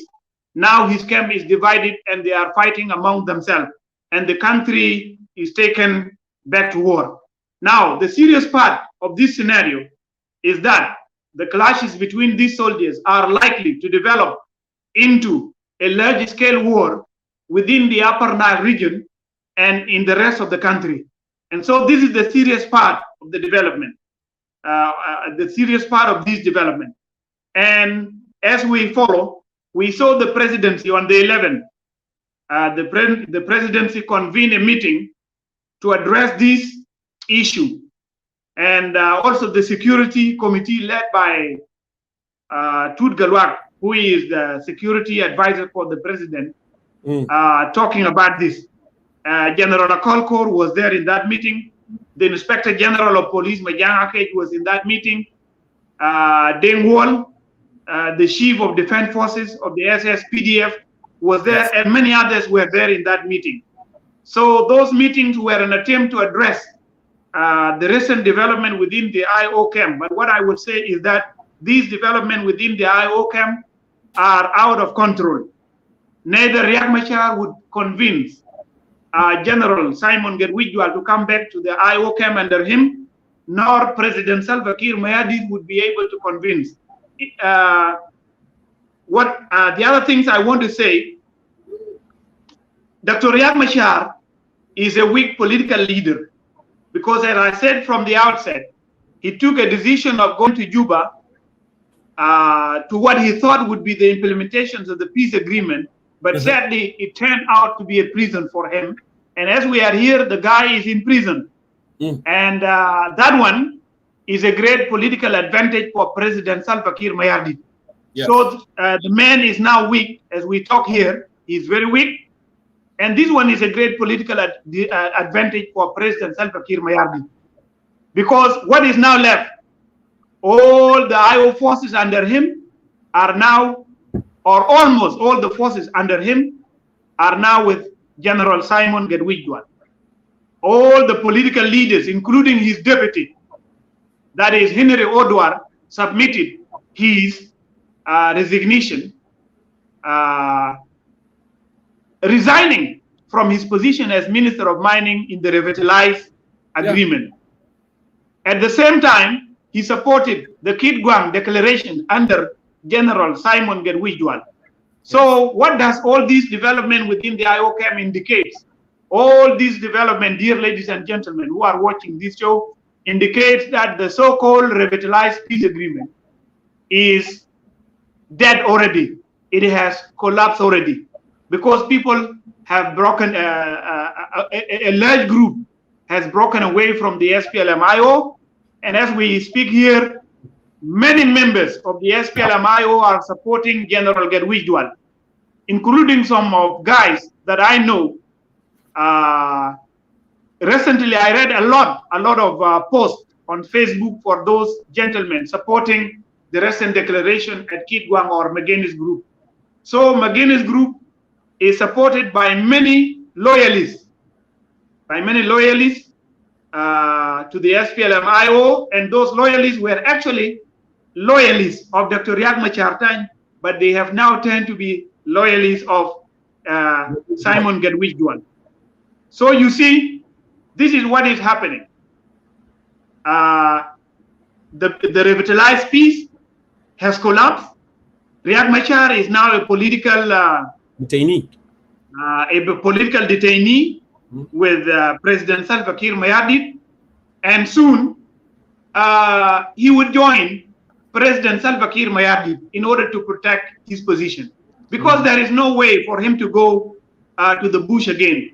And if he happened to go to the bush, no one would follow him again, because this General Gedwijual was the man fighting after him when he was chased away from Juba to Congo. Yes, when the war broke out within J1 in July 2016, and he was chased away from Juba, it was General Gedwijual that was fighting for him. And as he was fighting, many soldiers died. Those of Martin Kenyi, you will remember them, died in that war. Those of Hatim Shweiding died in that war, and many others. And General Gedwijual was able to defend Gadorgon until he crossed safely to Congo. Now he betrayed him. When the government was formed, he did not bring him up into a position as a soldier. Instead, he brought up his wife to be the Minister of Defense. And the other guy who is the Minister of Petroleum is also related to him. And the Minister of Health is related to him. And many other things.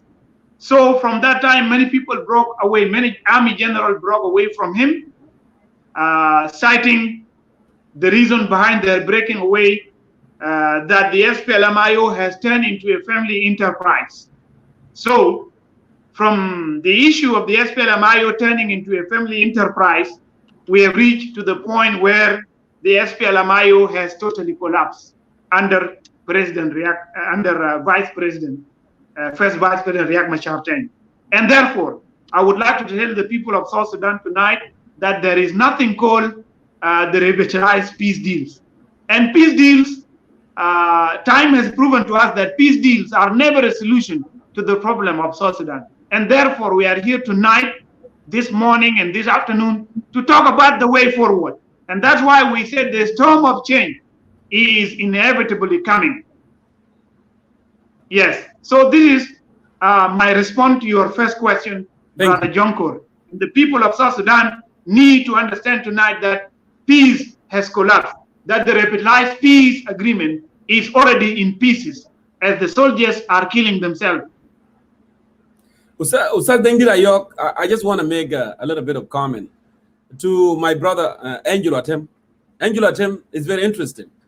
You know, he's a very polite guy. He's very good. He's a very polite person. And Angelo Atem actually has been following us for a very long time. You know, since I started the live, let's say 4 years. You know, he has been here. He never missed. Sometimes when he missed, maybe he's doing something. He's a diehard supporter of President Salva Kiir. We agree to disagree, that's fine. Angelo Atem told me that give peace a chance for a very long time. Addis Ababa said give it a chance. Khartoum, Salam, give it a chance. But we debate. Sometimes we write to one another a lot. And I told him, Angelo, this peace is not genuine. And it will never be genuine. It is not going to be implemented. Look how long it took. It took a long time, you know, just to appoint the governors. The governors. It took a long time for President Kiir to reverse, to turn his state. We send messages to Riek Machar, don't go to Juba unless the arrangement is in place. But Riek Machar thought that he's going to get a share of the lions. You know, I have to rush, go to Juba anyway. You know, Riek Machar believes in emotion. But in politics, there is no emotion. There is black and white.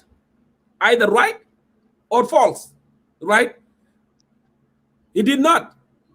Now the question here my brother is asking, that if Riek Machar cannot control the IO, how CCSS, which is Concerned Citizen of South Sudan, and people, coalition, people for coalition action, how do they control the IO? We have nothing to do with IO. we have nothing to do with IO. We are we are calling for a peaceful march to topple totalitarian regime. And we have been saying this for a long time. But Angelo, I hope this time you change your position and come to the side of the people, my brother. Because, you know, I started talking to you about Arusha, national prayers, going to Rome, Addis Ababa, peace in Khartoum, national dialogue. Even I debated with you with the national dialogue. Now look, whole thing. What happened, my dear brother Angelo? What happened? What happened now? You said that gives us a chance. We give President Kiir a chance. How many years do you want more people of South Sudan to give to the President Kiir while they are suffering? How many years more do you want to? You know that they failed. You knew that peace agreement would not be implemented. You knew that national dialogue, even talk about the peace agreement, is fluid. I remember the word, you know. I remember the word that is spelled on the national dialogue, you know, recommendation document. That is not going to go anywhere. And if South Sudan has to move forward, and then President Kiir and Riek Machar, they have to resign. Am I correct? Ustaz Dengit? Those are the words in national dialogue. Yes, you are. National dialogue. So, you know what? We don't want beat around the bushes. Time has come.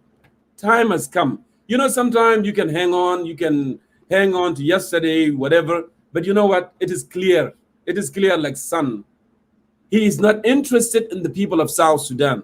He is not interested in stability. He is not interested in putting end the communal conflicts. He is interested in creating chaos so we can worry about our own well-being and security, worried about the meal of the day. That's what interested, so he can be in power. But people of South Sudan are not going to put up with that anymore. We are no longer, and we cannot afford. We have been patient, and they have been patient and patient and patient. صبرنا حتى يعني أمر من الصبر ذاته. حتى أجزنا من الصبر. شعب جنوب السودان أجز من الصبر. So my brother, I invited you today, tonight, not tomorrow, tonight, to join the train of change. Look, change is inevitable. There is no way. All the resources, all the options have been exhausted. Armed struggle has been tried. Negotiation has been tried. Even we prayed national prayer. We went to Rome. We greeted Pope. You know, we had peace in Khartoum. National dialogue. Nothing is working for him. The only thing working for him is just to buy time and remain in power until he died. But we are not interested in that. We are interested in our people progress. That's what we want. So I call upon you, Atem, join us. Thank you. Ustaz Dengid, I want to move on with the question. With that, I would like to ask you this question, Ustaz Dengid Ayok. Now, what is your comment on Korejik? Nasbari, they call it Korejik. You know, Korejik and Luri clashes. How do you look at those clashes which resulted into displacement of civilians in the area? We are aware that clashes took place in Korejik and in Luri as well around Juba. I want to get your comment on that, Ustaz Dengid Ayok. Fadal. I hope my voice is clearly heard. Very clear. Thank you. Now, the country is witnessing a lot of developments. And you would remember that we have been talking about the issue of insecurity always here on this forum. Recently, when there was a fight, when there was a communal violence in Tombra between the two communities of Balanda and Azande, I wrote my own analysis and I said, it is Tumbra today and tomorrow it is another city. And I said it very clearly that what is happening, what we see happening in South Sudan is a policy designed by the government of President Salva Kiir Mayardit. What is this policy? The policy is to keep the people of South Sudan engaged in communal feuds, killing themselves because of cattle, because of children abduction, because of so many other things that does not make sense at all.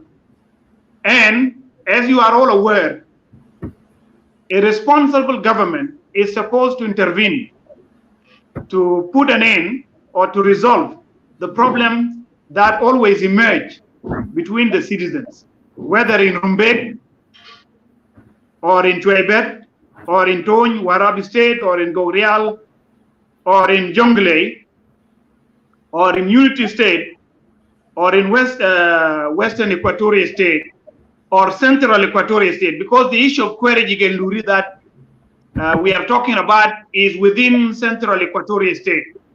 Whether also in Buma, that is Greater Pibor Administrative Area, or in Eastern Equatorial State. I hear something. Is it from my side or from your side? You hear a voice or what it is? There is something, there is a crack, a voice from the background. I don't know. No, just continue. We hear you very clear. Okay, good. So, whether it is happening, what is happening in those areas that I have just mentioned is a policy designed by the government of President Salva Kiir Mayardit. Yes. Because civilians are busy killing themselves. Since 2005 until now, they are busy killing themselves. Yep. And the government never intervened to resolve the problem. So what can we say here? We can say that this is a policy designed by the government of President Salva Kiir Mayardit, And this policy is clear. It is well known in politics as a politics of divide and rule or divide and conquer. The president wants to engage the citizens of the country in communal fights so that they are not worried about the real issues, so that they are kept busy fighting, killing themselves, burning down villages, so that he can relax in J1. So what happened in Luri recently, Luri and Kwerejik, is very sad. And we hereby send our condolences to the families that have lost their dear ones in those senseless clashes between the Bari and Mundari, because that's what I read in the reports. And it is very sad that our people are still fighting themselves at this time in which transition is supposed to take place in our country. So what happened in Luri and in Kwerejik is designed by this government. We are all aware that it is this government that takes firearms, distribute them to the civilian. We are also aware that it is this same government that takes ammunition and guns, distribute them to the citizens in all different parts of the country, and ignite communal violence all over the country, so that citizens never ask about roads, health services, clean water, so that they never ask about basic services that citizens are supposed to ask. So this is a policy of divide and rule that has been long exercised by the government of President Salva Kiir Mayardit. And the people of South Sudan have to see now for themselves that this government is not a government that is for their own welfare or well-being. And therefore, this government have to come to an end. So this is what is happening. And I would like to call upon our people in Luri and Kwerejik to cease fighting. They have to stop fighting. Because, you know, as we speak here, women and children are displaced in their thousands, in their hundreds and thousands as a result of that fighting. As we speak here, they have no shelters. They have nowhere to sleep. And they have no mosquito nets because they have been displaced and their houses are burned down to ashes. And now they are suffering. At night, the mosquitoes are biting them and they have no mosquito nets. So you can see now the size of the suffering of our people, those who have been displaced. And I saw the video and I saw the pictures. The video is circulating on social media. The video of those who have been displaced by the fighting in Luri and Kwerejik. And imagine, Jonkor, Luri is a base for President Kiir. He has his farm there, and there is a military airstrip in Luri. Okay, there is a military base in Luri. On the weekend, President Kiir goes there to go and relax on his farm and have a special time or private time with his close associates and his family members. So you see now that fighting is happening in the basement of the president. You see, fighting is happening in a place that is supposed to be secure. So insecurity is rampant now. People are on rampage everywhere in the country. And the fair leader, Salva Mayardit, is not able to put an end to this because he's very happy that his people now are busy killing themselves. Yes. So this is a policy of divide and rule. You will don't be surprised if you hear tomorrow that people are fighting in Munuki or in Gure or in Miosaba. That there are communal fighting in Munuki or in Haimalakal or even in Amarat where President Kiir resides. Because President Kiir has lost control over the country. He's actually the one igniting these conflicts among our people. So you can see what is happening. Thank you. Thank you, Sir David Ayok, for that perspective and analysis. Now, that peace agreement have collapsed, as we predicted, National Dialogue predicted, as many observers have predicted as well. And because we knew it, it was a wrong thing to do. Nobody can, refuse peace agreement. But it wasn't peace agreement as peace that we know. It wasn't. It was just to buy time so President Kiir can continue ruling. Now, my brothers from the left, whatever you call it, IO, we have told you this very long time. And you call us, we are sabotaging. You are called it peace, whatever spoilers. Now you have seen in your own eyes that our country slid back to this crisis, more fuel on the fire. We don't want that to happen, though. As I said from the beginning, that has been tried by armed struggle, negotiation, deception politics with President Salva Kiir. Now, this is what we are saying to you, though. This is my opinion, and this is the opinion of many South Sudanese, those who need peace and stability in this country. That is not by gun. I want you to put your goddamn gun down. Put your goddamn gun down and get on the train of peaceful resistance, peaceful uprising. That's our only solution. So it's not going to take you anywhere, because when you carry that gun, you will shoot your brother and you will shoot your sister. Whether you are shooting people from the government side or you're shooting people from, the Riek Machar side, they are all South Sudanese. And we will lose them, and we are losing South Sudanese, dear brothers and dear sisters of South Sudan. So please, put your goddamn gun down and get on the train of change, peaceful mean of changing this government, which is an uprising. We must march on the street of Juba, street of Malakal, street of Korea, street of Yambio, street of Bawul, everywhere in the country. That's the only way that we are going to topple this government, and we are determined to do so. So put the gun down and get on the train with us. So, Ustaz Dengit, I will continue here. Now, if I may ask you this question, Ustaz Dengit, you think the meeting that took place on the presidency and the security committee will resolve the problem of a split in the IO? Or actually, Salva Kiir Mayar is going to be happy because this is what he wanted to happen since day one? Go ahead.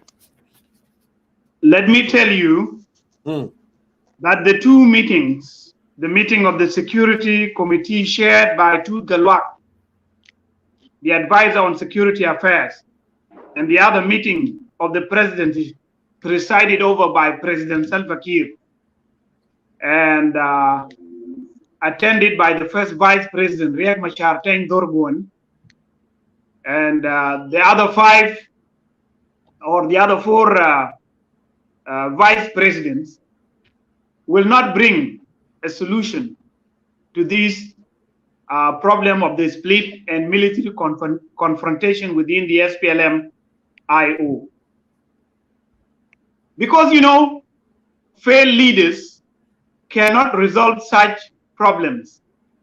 They have failed, and because of their failure, and because they lack political will to implement the agreement, and the agreement is already dead as the soldiers are fighting themselves, because they lack political will, they will not resolve this problem. And I said earlier that what is happening in the IO camp under Riek Machar Teng is a political advantage for General Salva Kiir Mayardit. So those meetings that have been held in J1 and the other one also in J1, these are just political dramas. I call them political dramas. And the end results of those meetings will actually support the status quo in the country. So President Kiir was trying to send a message to the SPLM-IO under Riek Machar Teng and to the peace grantors to the region, but that was just a political drama. Also, there was another meeting. The SPLM-IO themselves held their own meeting, their political bureau, they held their own meetings in which they came out with a number of resolutions. The last one being yesterday, I think, in which they accepted the resignation of Honorable Henry Odwar and the resignation of Mabior Garang. Mabior Garang submitted his resignation last year, and it was accepted yesterday. Long time ago. Long time ago, it was accepted yesterday. So those meetings are just political drama, and they will not find a solution. And those of SPLM-IO are liars, by the way. The people of South Sudan should not trust them any longer. If there is anyone among our people who are still supporting Gad Machar and those who are with him, I hereby urge them to cease supporting Riek Machar 10. Because in the end of the day, Riek Machar is repeating his long political scenarios. In the 1991, in the SPLM split of 1991, he broke away under the leadership of John Garang, and he ended up signing what was called Khartoum Peace Agreement. And under his leadership, many people broke away from him. Those of Paulino Matip, those of Taban Dengai, and many others broke away from Riek Machar 10. Now history is repeating himself, as he claimed to have deposed John Garang in 1991, on August 28, 1991, in Nasser Declaration. A similar declaration today is made against him on the 3rd of this month by a soldier who have been serving under him. So you see, history is repeating himself. Regionally, there was another meeting. IGAD also held a meeting because IGAD was also concerned about this negative development, the split in the SPLM-IO and military confrontation between the soldiers loyal to General Gedwich and those loyal to Riek Machar. So the region was also concerned, and a meeting shared by the Foreign Minister of Sudan, Mariam Al-Mahdi, was held, and they condemned and they called on the parties to resolve. But those are just political meetings, my brother. Nothing will change in South Sudan. And if somebody would like to say that what I'm saying is not right, just wait and see. Nothing will change. These divisions that happen in the SPLM-IO, the direct person that is responsible for this division is Riek Machar himself, because he took wrong decisions, and those wrong decisions resulted into this split in the SPLM-IO. And of course, they are good for President Salva Kiir Mayardit, because Riek Machar is his long-time political rival. And as long as these negative developments are happening in his camp, he would be very happy, because Riek Machar is now weakened, and he betrayed actually the people of South Sudan, whom he claimed to be fighting for, because he was talking about change in South Sudan. He was talking about democracy. He was talking about human rights violation. Now, where is democracy? Where are the human rights that he claimed to be defending?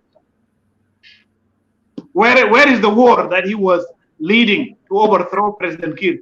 Finally, the man surrendered, and he's now a political detainee under President Kiir, and soon he would declare that he and President Kiir are one SPLM, and no more, and there is no more SPLM-IO under Riek Machar.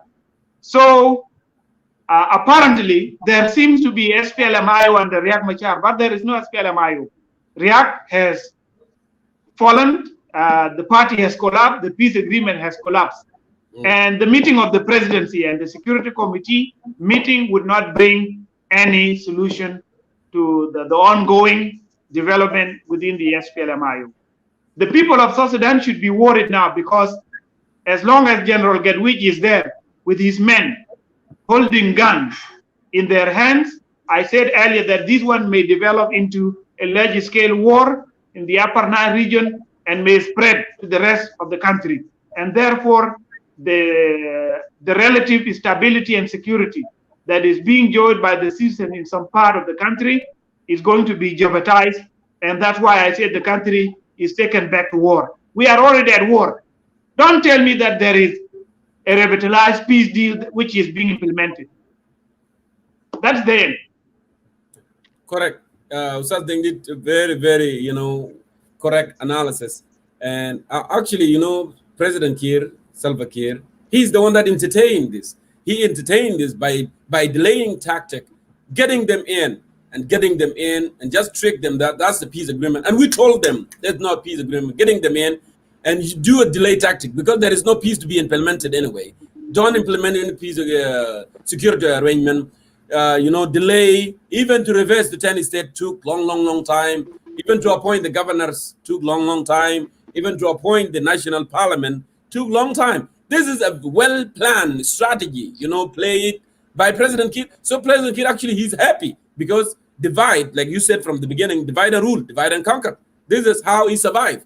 So now, yes, people of South Sudan are going to struggle. People going to South Sudan are going to suffer more and more and more. And that's why we need to put an end to this.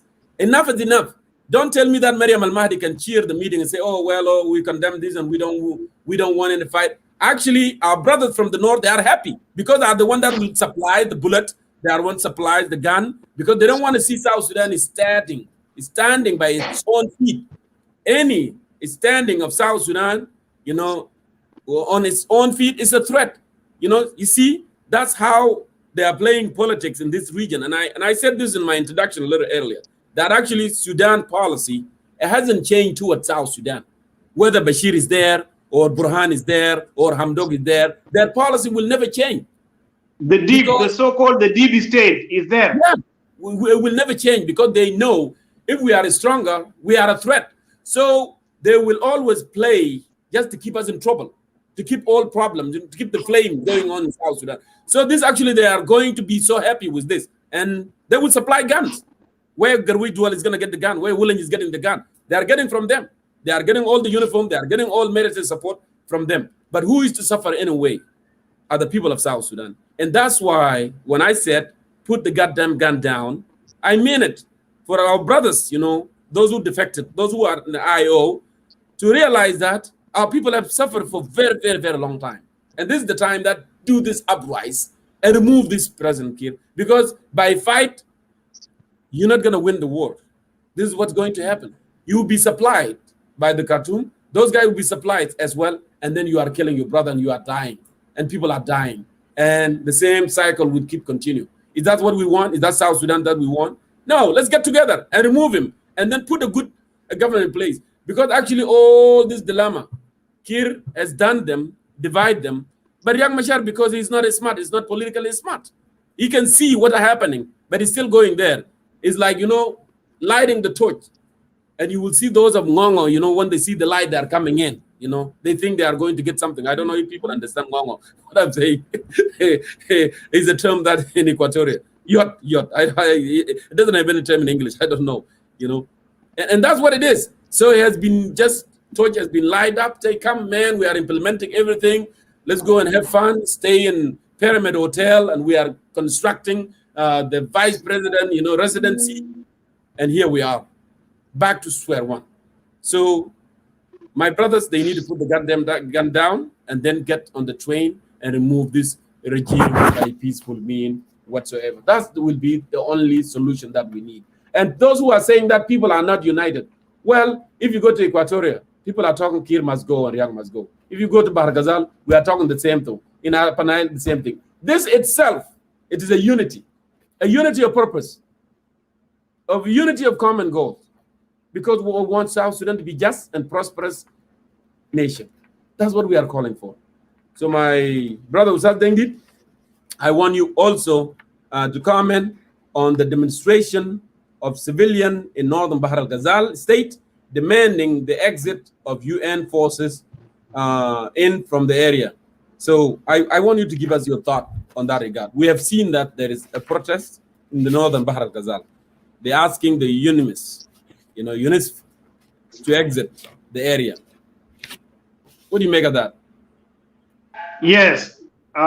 Before I come to that one, we need to give our viewers a full background why our people are demonstrating in northern Bahr al-Ghazal state. You will understand that there are issues, there are political issues in South Sudan.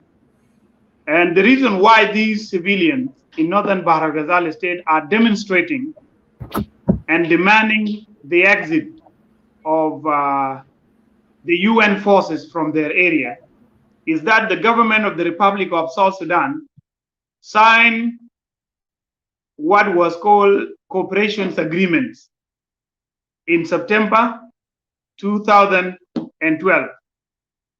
In one of those agreements, you will find that the issue of border was discussed there. And they came to the conclusion that there is what they call the demilitarized area, because there are disputed areas along the border. And one of the demilitarized areas is the area that is known as mile 14. They calculated the miles on the border between South Sudan and Sudan, and that border actually fall into the jurisdiction or the territory of northern Bahr el-Ghazal state. We have a very large area that is in the north of the state, the northern part of the state of northern Bahr el-Ghazal. Yes. The area is known as Gong Machar. Yeah. So Gong Machar, part of Gong Machar. By the way, that's where I'm from. If some people don't know that, that's where I'm from. That is your area, yes. That's where I'm from. So, so part of Gong Machar and Keradim, the two areas, Gong Machar and Keradim, part of that area which is called mile 14 was cut off from there, and it was declared as a demilitarized area. And it is an area that belonged to the people of South Sudan. It belonged to our people, the Malwal, in northern Bahr el-Ghazal state. And soon after the agreement was signed, the people of northern Bahr el-Ghazal and other people from the other state staged a peaceful demonstration in Juba. Again, this one, that an area of 14 miles was annexed to Sudan, or was left on the border as a demilitarized area. So our people were not happy about that one. They look at it as a selling away of their own area. Now, there were forces deployed in that area, and those forces are the UN forces. And now over time, and the issue of the border between South Sudan and Sudan is not yet resolved, our people in northern Bahr el-Ghazal are calling on the United Nations forces to exit from the area, because that area belongs to them. So the viewers should understand that this is the background that which led to the demonstration 3 days ago in northern Bahr el-Ghazal state. Our people are not happy. They are saying that they want this area back to northern Bahr el-Ghazal state, and that this area belongs to them. It is the land of their ancestors. And that's why they are demanding the exit of the UN. And of course, we are aware that South Sudan is part of the international community, and that the UN forces that are present in South Sudan, or rather the UN mission, the United Nations mission in South Sudan, which is called UNMISS, is there in South Sudan based on international agreements. But this UN mission has proved over time to be a mission that is just there by name, and it is not there to solve any problem. Yes. Because, take it for instance, people are killing Abyei under the watch of this mission, Yes. and they have their forces deployed there, and they don't stop the attackers. All right? They are there under their mandate. Okay, and the mandate is under Chapter 7 of the United Nations Charter. But they are not able to protect our people, whether in Abyei or in northern Bahr el-Ghazal state. So that's why people are calling on the United Nations forces to withdraw. So, Saz Dengit, I put yes. this, So this is I put so it, this is the background of what is happening in northern Bahr Ghazal. And now let me say this before we go to the next point. We hereby stand in solidarity with our people in Gong Machar and in northern Bahr Ghazal. Yes. Because in the democratic state, in a civil state, civilians have a right to march in the street and demonstrate against what they think is not right or against what they think is unjust. So our people, you have our support, and we stand in solidarity with you. We are not against the presence of the UN in South Sudan because we are part of the international community, but we stand with the issues, and we support our people in their quest for what they think is right. Now, you will remember that Pantau was lost because of the UN. Mm-hmm. And over time, we shall claim back this land because it is our land. The president was given orders by the UN to withdraw the forces, and our forces were withdrawn from the area. And that one was not acceptable to the people of South Sudan because they supported it then. Thank you. Ustad Dengi, thank you so much for that analysis and your perspective and solidarity to the people of Northern Bahr Ghazal, particularly Mile 14, Gong Machar, and all these places right there, by Kiradem. And many people, they may not know that's our area, that's the land, ancestor land. And some may ask me sometime, why your name is Jonkor? It has a long history. That's why I have the name Jonkor. It has something to do with that name, It's not our topic, but one of the days I will explain it to the people why we have such a name, Jonkor, and all this thing. Something I see that brother Edward Ganja is asking a very solid question, and brother, he said that you have insisted and put effort to know why Egyptian government is trying to link. He meant to write link to link Congo River to Nile River. And he need more from contributors, and I'm glad that you are here, to clarify that. And we have been saying this, and we are not backing up. This is what has been happening, because the Congolese actually they have agreed, already, but they are waiting from South Sudanese side. And if this happen, if they link Congo River, Congo River, flow really faster. And if they link Congo River to Nile River, that's going to wipe all entire Equatoria, particular Western Equatoria around this area. It will wipe them away. And we are aware of this, well aware of this. Abdullah Garang did a solid presentation about this last time. This is what Egyptians, they wanted to do. And the government that we have is not a responsible government. It's a government that doesn't strategize in the future generation what's going to happen, what will affect its own citizen. So I want you to help our brother, Edward here, Ganja, so he can understand exactly what we are talking about. A lot of South Sudanese, they don't know this. They do not know. And it was brought, on the late visit of Minister of Water and Irrigation, Peter Manao Garkwat, and also the visit of James Wani Iga to Cairo. So, Sadengit, please, before I ask you my final question here, go ahead. I think, Brother Edward, that is a good question, but I will not answer this question now. I think we will discuss it in another time. It was a topic for debate on this forum last week. Dr. Pasquale Accord was here together with Abdallah Grang, and they discussed this lengthily. So I would like him to excuse me that I will not talk about this matter now, but I will, maybe in the future, I will talk about this. Thank you.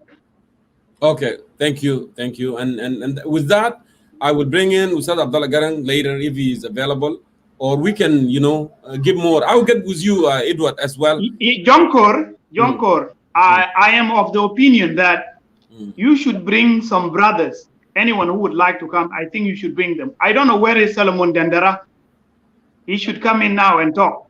Yeah. Where are those SPLM-IO supporters, even the government supporters? I think we should give them chances to come and talk, because we gave our narrative, and they should intervene now. They should interject and say something.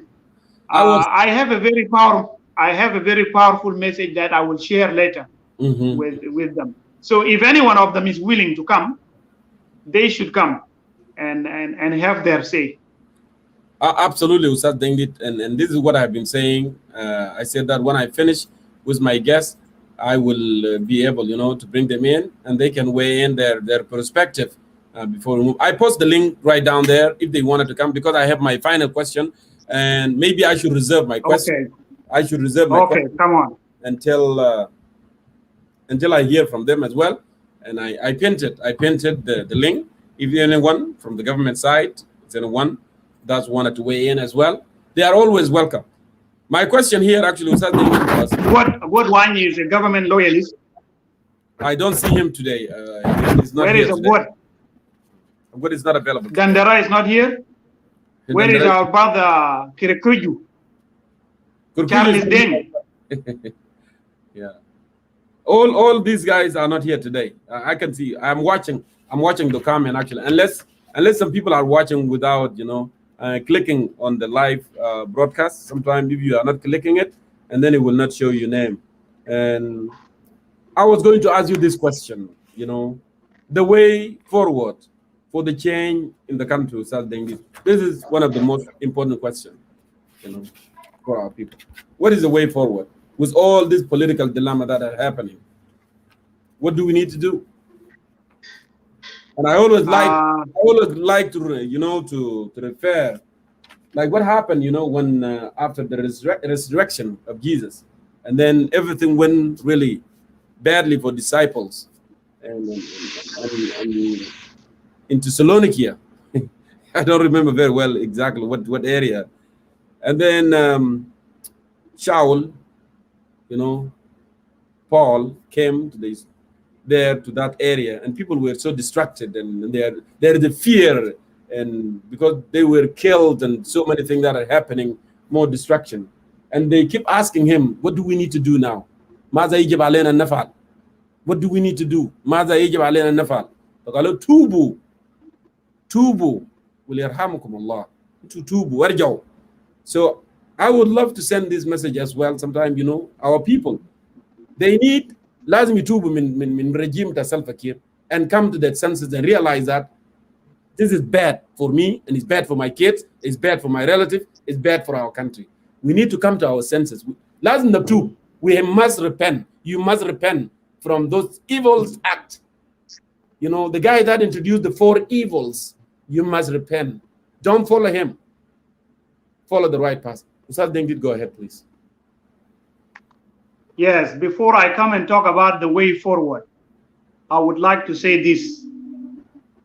Dear people of South Sudan, you are all witness to the development that have been happening in the country since December 2013 until the present day.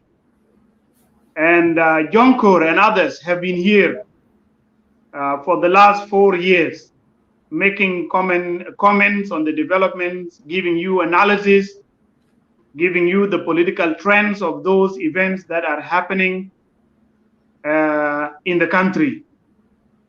And many people have been saying that give peace a chance. Many people have been calling Jonkor bad names. He was called peace sabotager.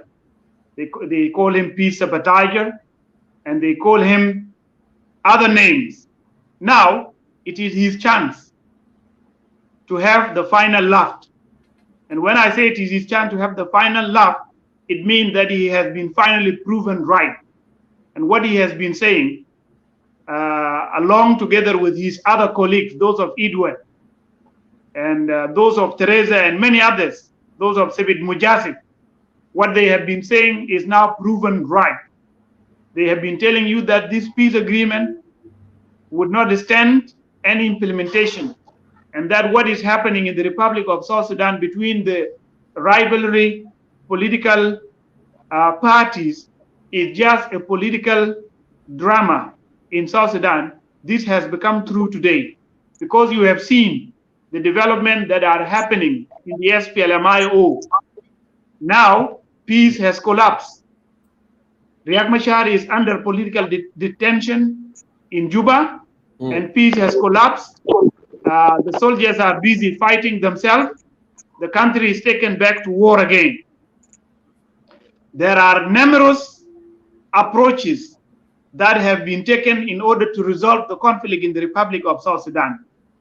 They tried the Arusha agreement that was for the reunification of the SPLM as a solution to the conflict, but it failed. SPLM remain in faction. The FDs remain as a faction. Riek Machar remain as a faction. Salva Kiir remain as a faction. Pagan Amum remain as a faction. Until today, SPLM exists in many factions.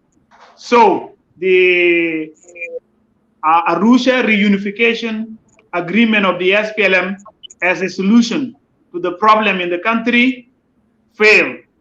Now they tried the agreement on the resolution of conflict in the Republic of South Sudan, which was signed on the 17th of August 2015 by Riek Machar in Addis Ababa, and later on signed by Salva Kiir on the 26th of the same month, 2015, collapsed in July 2016. And Riek Machar was chased away from Juba, and he crossed the bushes of Western Equatoria State, Central and Western Equatoria State, and he ended up being a refugee in Congo. And he was taken to Khartoum and then went to exile in South Africa. It is a long way.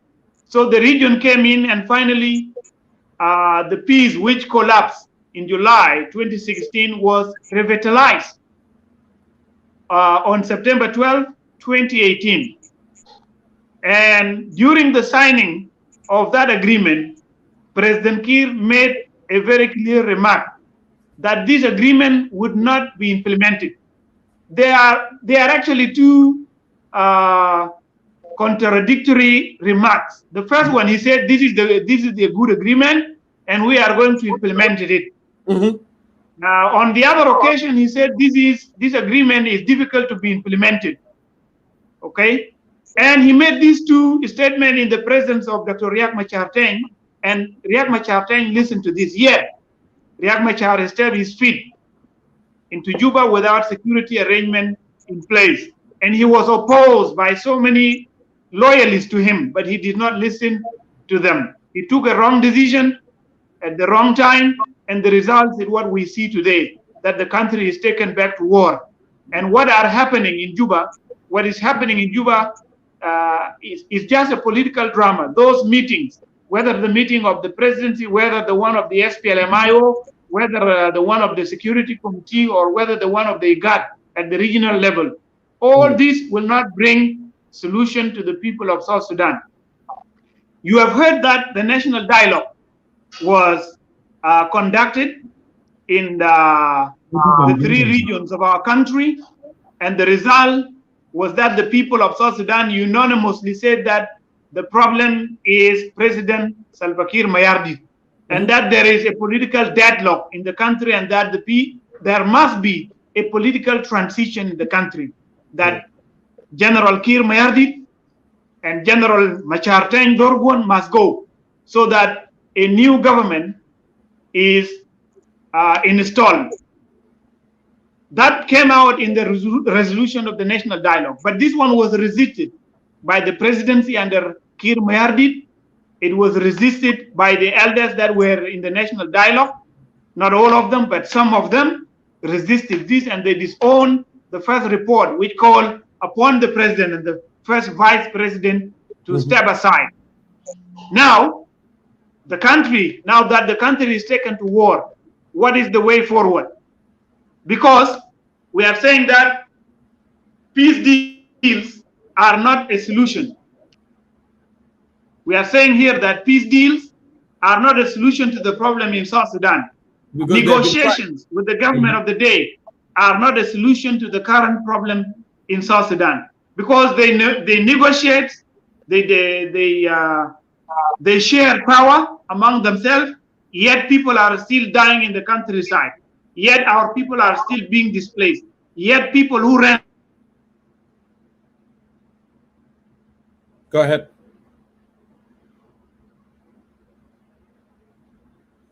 Hopefully the network will cooperate so we can bring Dengdi Dayok back and finish his point before I let him go. So Dengdi. Okay, it looked like there is something wrong here with Ustad Dengdi. My dear brother James Dongole, I should say Dongole, right? I hope I said it right. Welcome to Concerned Citizen of South Sudan. I'm going to go ahead and remove Dengdi, and when he's ready, he will come back and finish his thought. But meanwhile, I welcome you, dear brother, James Dongole, Augustine, to Concerned Citizen of South Sudan. I can hear from you as well. Go ahead. تفضل. شكرا جزيلا أخي جونكور، أحييك وأحيي مشاهدي منتداك العامر كونسين سيتيزن. أقول لك شكرا للإضافة. حقيقة الحلقة شيقة فيما يختص بمزالة التغيير في بلادنا، وهو شيء يعني محمود ومطلوب، بالذات أنه هو تغيير سلمي، لأنه بيحفظ كثير من الأرواح بغض النظر من المخطئ ومن الصائب في القرار.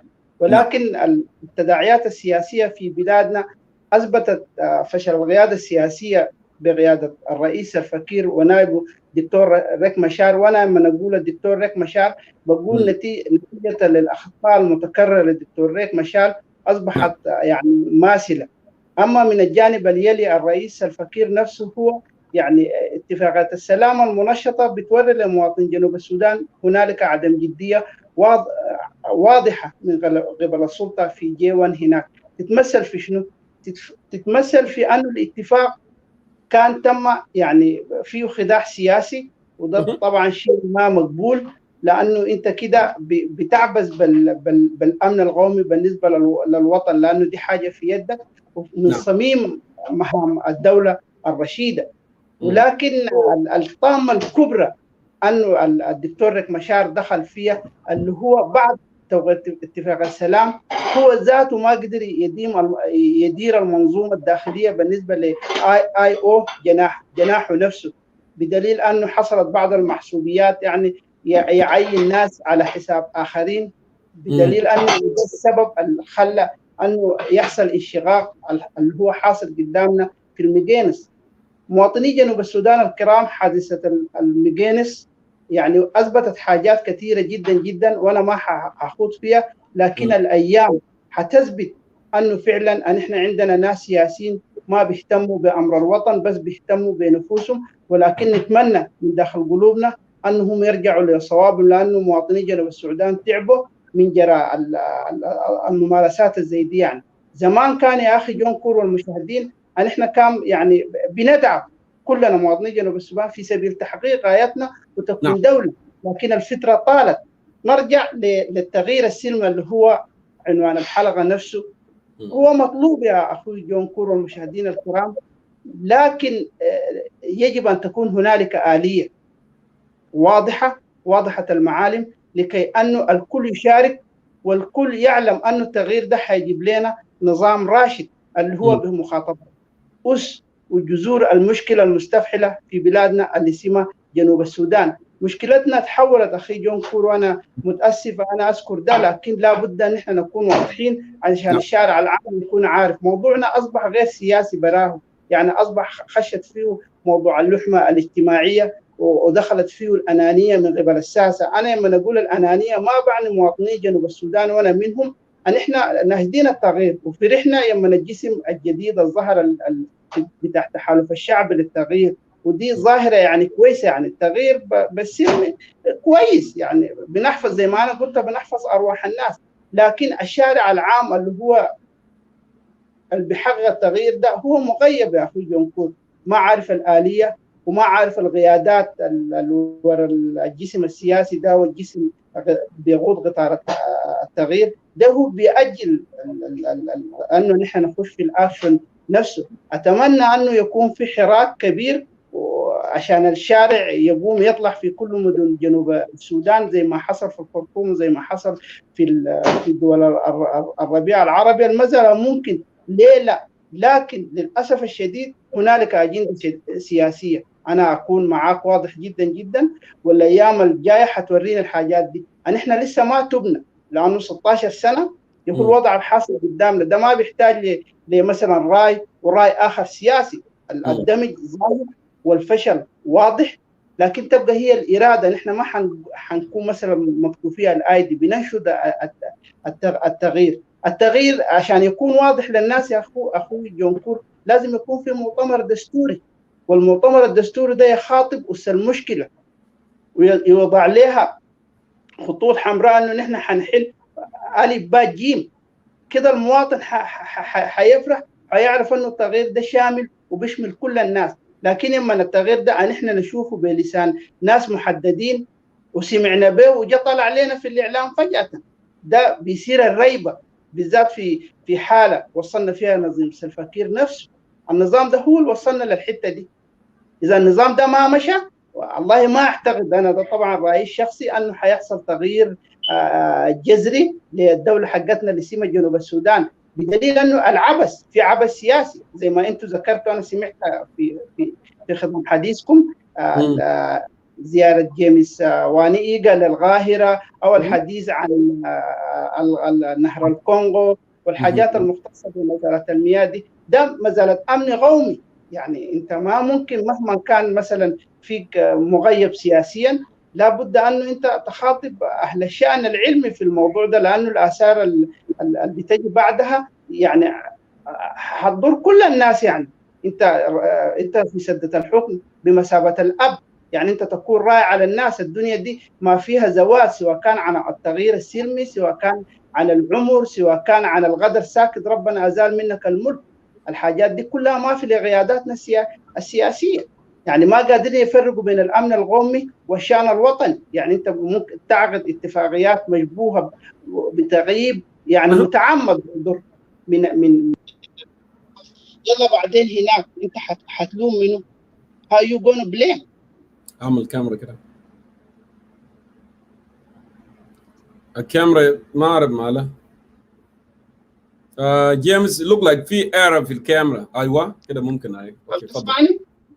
انا بسمعك عايز كده.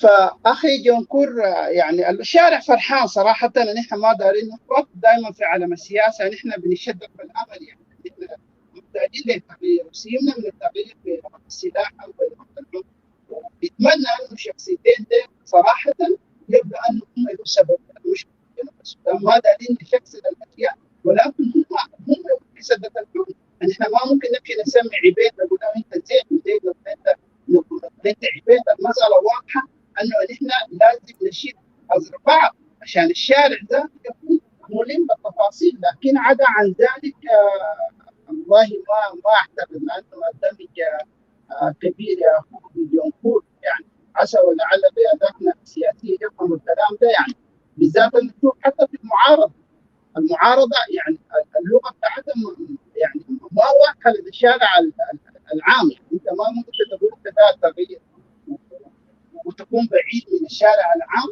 يعني ما بتجي. نحن شوف اقرب ناس لنا اللي هو ثوره بتاعت البشير دي. الناس لما غيروا النظام عقائد 30 سنه في لمحه بصر يتشال ما بقوه السلاح، يتشال بالاراده الوطنيه والاليه الوطنيه. الشارع ده انت لما شحنت وريت انه هنالك في اخفاق، ونحن الاخفاق ده حنحله ليله الناس حطتنا. انا اتمنى الحراك السلمي ده يطلعوا للناس للعلن. نحن نعرف مثلا يقول جيمس كاستي بدايه دول نحن عشان نعرف شخصيته، عشان ناخذ الماضي بتاعه. لكن اذا بقينا عايشين في ظلام كده بيكون في ريبه، بس في ريبه. الناس بتتساءل، تقول الناس دي ناس من اول حاجه زي ما كان عدد عثمان محمد طه في الثوره السودانيه بتاعتهم بتاعت الجماعه المدنيين. يعني بدا يزعل يقول هم القاده لكي نفاوضهم، لانه بدون قياده انت ما حتعمل حاجه اصلا. القياده السياسيه مهمه في مرحله دي. بعد القياده السياسيه يورونا اليه التحدي حتكون كيف. ثانيا والشيء خطر جدا جدا في بلدنا جنوب السودان، الناس ما اخذت اعتبار ولا شايف يعني متابعه الميديا فيما يخص بالتغيير السلمي اللي هو صوتك بتاعك بعيد كده شويه يا جيمس، انا ما اعرف ليه. سامعني؟ يا صوتك بعيد شويه لكن قرب هاي. سامع؟ هاي كده هاي سامع هاي. يعني القوات الامنيه نفسها انا اتمنى هم من صلب الشعب، يعني في عدم حياديه للقوات الامنيه والعسكريه الاثنين مع بعض، المواطن بتاع جنوب السودان ما بيثق فيها. لكن التجارب السياسيه حولنا او التجربه الانسانيه عامه انه قوات الامن والجيش اصلا هم ابناء هذا الوطن. مؤكد اذا الشارع بيتحرك بطريقه كده واضحه المعالم يعني حينحازوا للشعب. انا متاكد يعني مهما كان ان الناس دي ضيقوا القوه بين الشعب والمؤسسات الحكوميه، انا متاكد انهم حينحازوا للشعب. ولكن اذا ما ينحازوا على الشعب والله صدقني يا جمهور حتكون هنالك اشياء عشان ان احنا نحلها محتاجين ثاني لرادنيه. وده الشيء نحن ما دايرينه كمواطنين جنوب السودان. وانتم شغلكم في الاعلام ده نحن يعني قدمتوا الكثير صراحه في سبيل هذا الوطن، وده الشيء المفترض يحصل. يعني انتم كشباب يعني عملتوا عليكم، لكن يبقى انه الاراده السياسيه كلها مغيره عندنا في جنوب السودان. ونتمنى ذات التغيير ده ذات يكون له العنصر الشبابي هو في الطليعه، يعني عشان نحن فعلا نعرف ان يعني الكلام اللي تكلموا فيه اكثر من 4 سنين في المنتديات اخذ يعني حيز، وفعلا بقى ياخذ حيز انه الشارع العام بقى واعي عن طريق المنتدياتكم دي وعارف ما عليهم. بس انتم كتبوا لهم يعني الاجنده السياسيه تكتبوها كده، ظهروا لهم ان الناس دي هذا التغيير ده من التغيير ده عشان نحن شنو طوال الشعب كلنا نليس الصايد ده. لكن اذا جمهور بيمشي بصايد ايجابي هنا المجموعه بتاع الساسه الفلانيه بيعملوا كده وبيعمل كده بتحصل شكوك في النص، ونحن ما داعين نخون احد. لكن انا متاكد الغرض والنيه صافيه، بس التنظيم لانه موضوع كبير مثلا بتاع البلد وبتاع الوطن العاطفه ما حتحل فيها حاجه بقدر ما هي الثوابت المتعارف عليها اذا ظهرت على الواقع. ليله نحن داعين تغيير الليله بقول شكرا جزيلا اخوك جمهور الاستضافه كده. اشكرك اخي جيمس للمداخله. كلامك صح، يعني النصائح اللي انت قدمتها دي نصائح صح فعلا. يعني الحكومه دي هي القسمت الناس، هي القسمت الشارع ذاته في حد ذاته. فنحن بنحاول بقدر ما كان زي ما قال الاستاذ وندي مريال هي بتصحيح المفاهيم حتى انه يتوحد الجميع.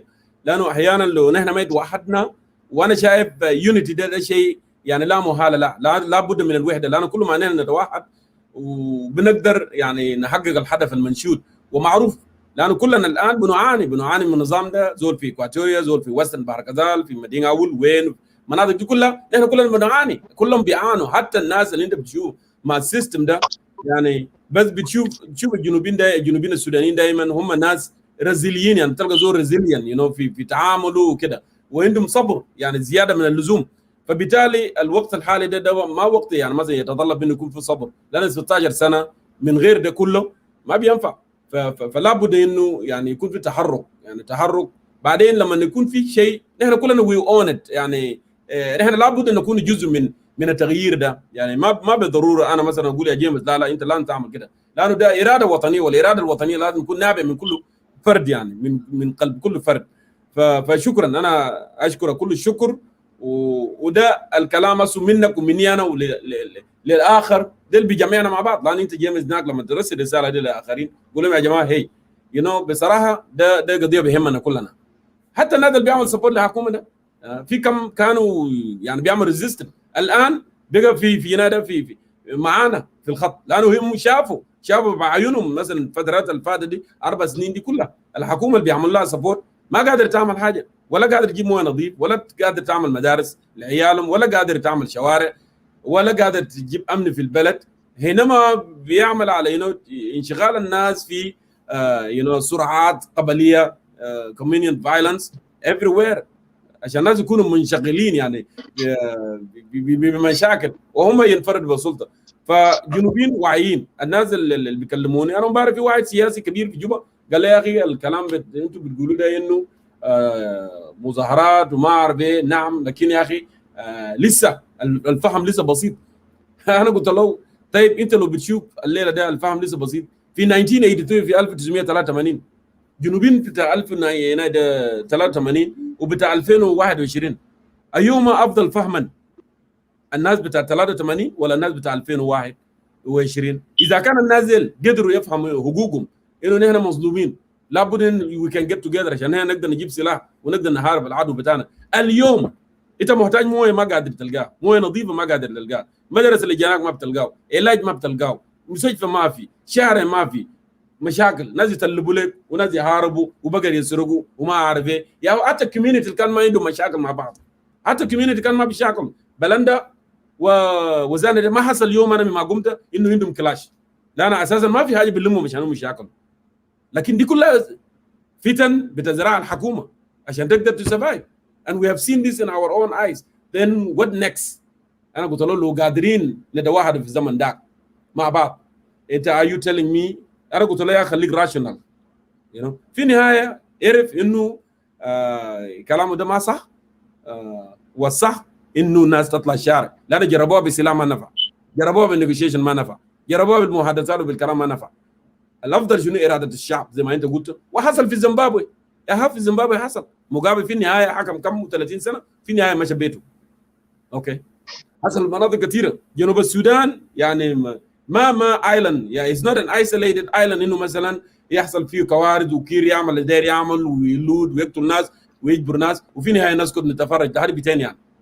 ما هو الاراده ده مننا احنا لو ما قمنا ما في زول ثاني بيجي من برا يجي يغيرها، ما في الدوله ثانيه بتيجي تغير التغيير دي الا نحن ديل.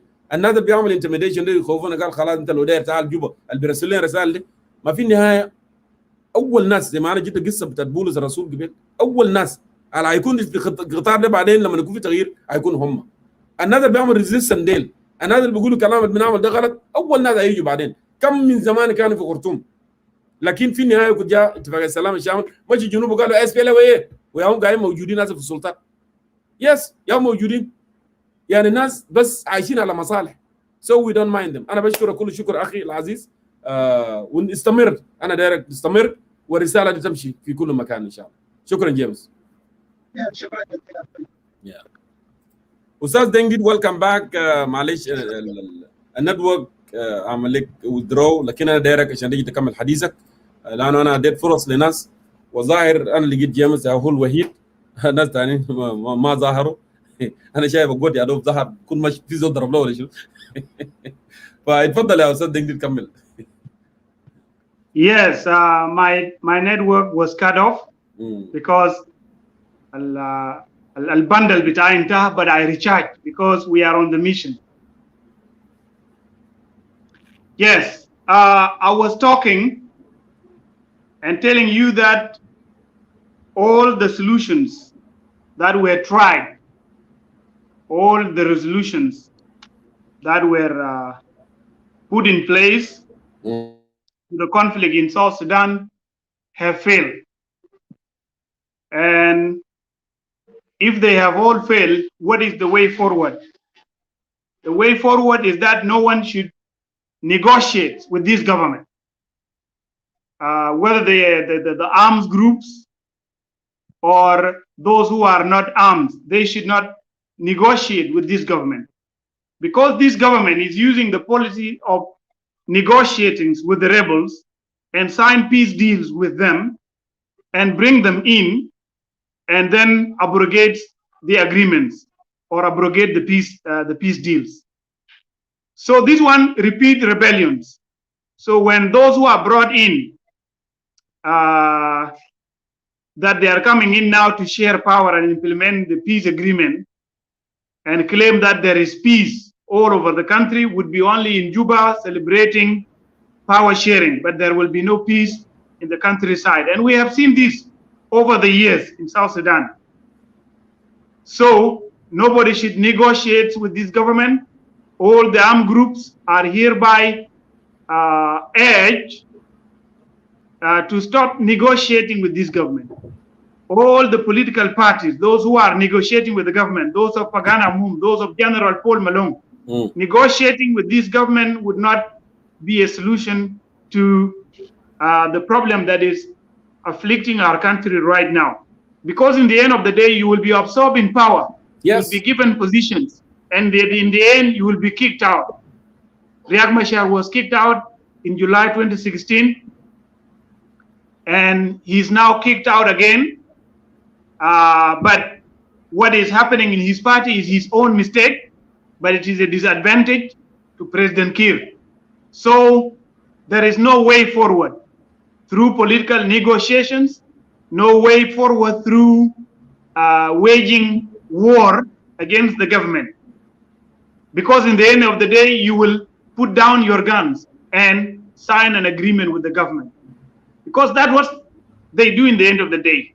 So all these options do not lead to a real peace in the country. And all these peace deals that have been signed since 2015 until now are not real peace deals. Because this is just, you cannot be in J1 and you cannot be in Juba. You share power and you claim to be at peace when people are fighting in Nasir, people are fighting in Kwerejek, people are fighting in Luri, people are fighting in Tambura, people are fighting in Rumbeg, in Chuaibet, in Warab, in different parts of the country, communal violence, insecurity everywhere. And yet you claim to say that there is peace in the country. That is not peace. That one is just a deal between political leaders in order to share power among themselves. And when they disagree, they say there is no peace in the country, when actually there is no peace in the country. So dear people of South Sudan, whether rebellion cannot bring change, because we have seen Riek Machar and we have seen others. So this issue of negotiating with the government and signing peace deal will not bring peace in the country. Now, there is a third option that we have to try, and we strongly believe that this option would bring the suffering of our people to an end. And this option is non-violence, what we call peaceful approach through popular uprising. So we are here by saying that peaceful or popular uprising is our options. And therefore, we have to stand together as people of South Sudan. We have to unite together now as people of South Sudan and march in the streets of Juba, in the streets of every town in South Sudan, in order to topple these government. Non-violent method is a very good method, and we have seen the examples of non-violence in many different parts of the country, and we have seen how successful it is, and we have seen its results. This is what we have to do, dear people of South Sudan. The way forward is popular uprising. So we are therefore calling upon all the people of South Sudan to unite. Now, there is a political work that needs to be done. This work that we are doing in the media here has to continue, because it is for political awareness for our people to know how autocratic and how totalitarian this regime has become. And they have to know all the negative developments that are happening in our country. So this one is for mobilization. It is for opening the eyes of our people. So these shows that are being run here on social media are an eye-opener to all of us, dear people of South Sudan, to show us the true nature of this government. And after we have learned the true nature of this government, the next step is to unite. And then we have to march in the streets of Juba and bring down this government. All the forces that are calling for change in the country have to form a nationwide grand coalition that will unite the people of South Sudan, yes, and create dialogue between the three groups that are now in South Sudan. Those who are supporting violent options, and those who are supporting what is called disintegrations, and those who are supporting peaceful popular uprising. They have to reach dialogue and come together and then unite and topple this government. So there is a great political awakening in the country, and we must come together. We must march in the street of Juba and the street of every town in South Sudan and topple this government, because this government, in the end of the day, is not going to bring the desired change in South Sudan. This government is there for killing. This government is there for division. It is there for corruption. So we can say that this government is inept, it is corrupt, it is a failed government, and therefore it must go. So my dear people in South Sudan, this is the way forward. And we are keen on the message that we are sharing with you here. And this is the only way forward. Now, you have seen that there is the People's Coalition for Civil Action, mobilizing the people. And you have seen us here, the United Citizens for Change. We have been calling for change through non-violent or through popular uprising. And now, many forces of change are coming. So there is a need between the forces that are calling for change through peaceful means to come together and form a grand coalition and reach understanding on a minimum program that would be implemented soon after this government is toppled. So all those groups have to come together now and reach a consensus on the program that would be implemented later after this government is toppled. And the mighty people of South Sudan have to march now. Those dictators in J1 have to go. Enough is enough. So this is the message we are preaching to our people tonight. And I think I have to rephrase what I have just said in Arabic, what I have just said in English in Arabic very quickly. جماهير شعبنا العظيم في كل أنحاء جمهورية السودان الجنوبي.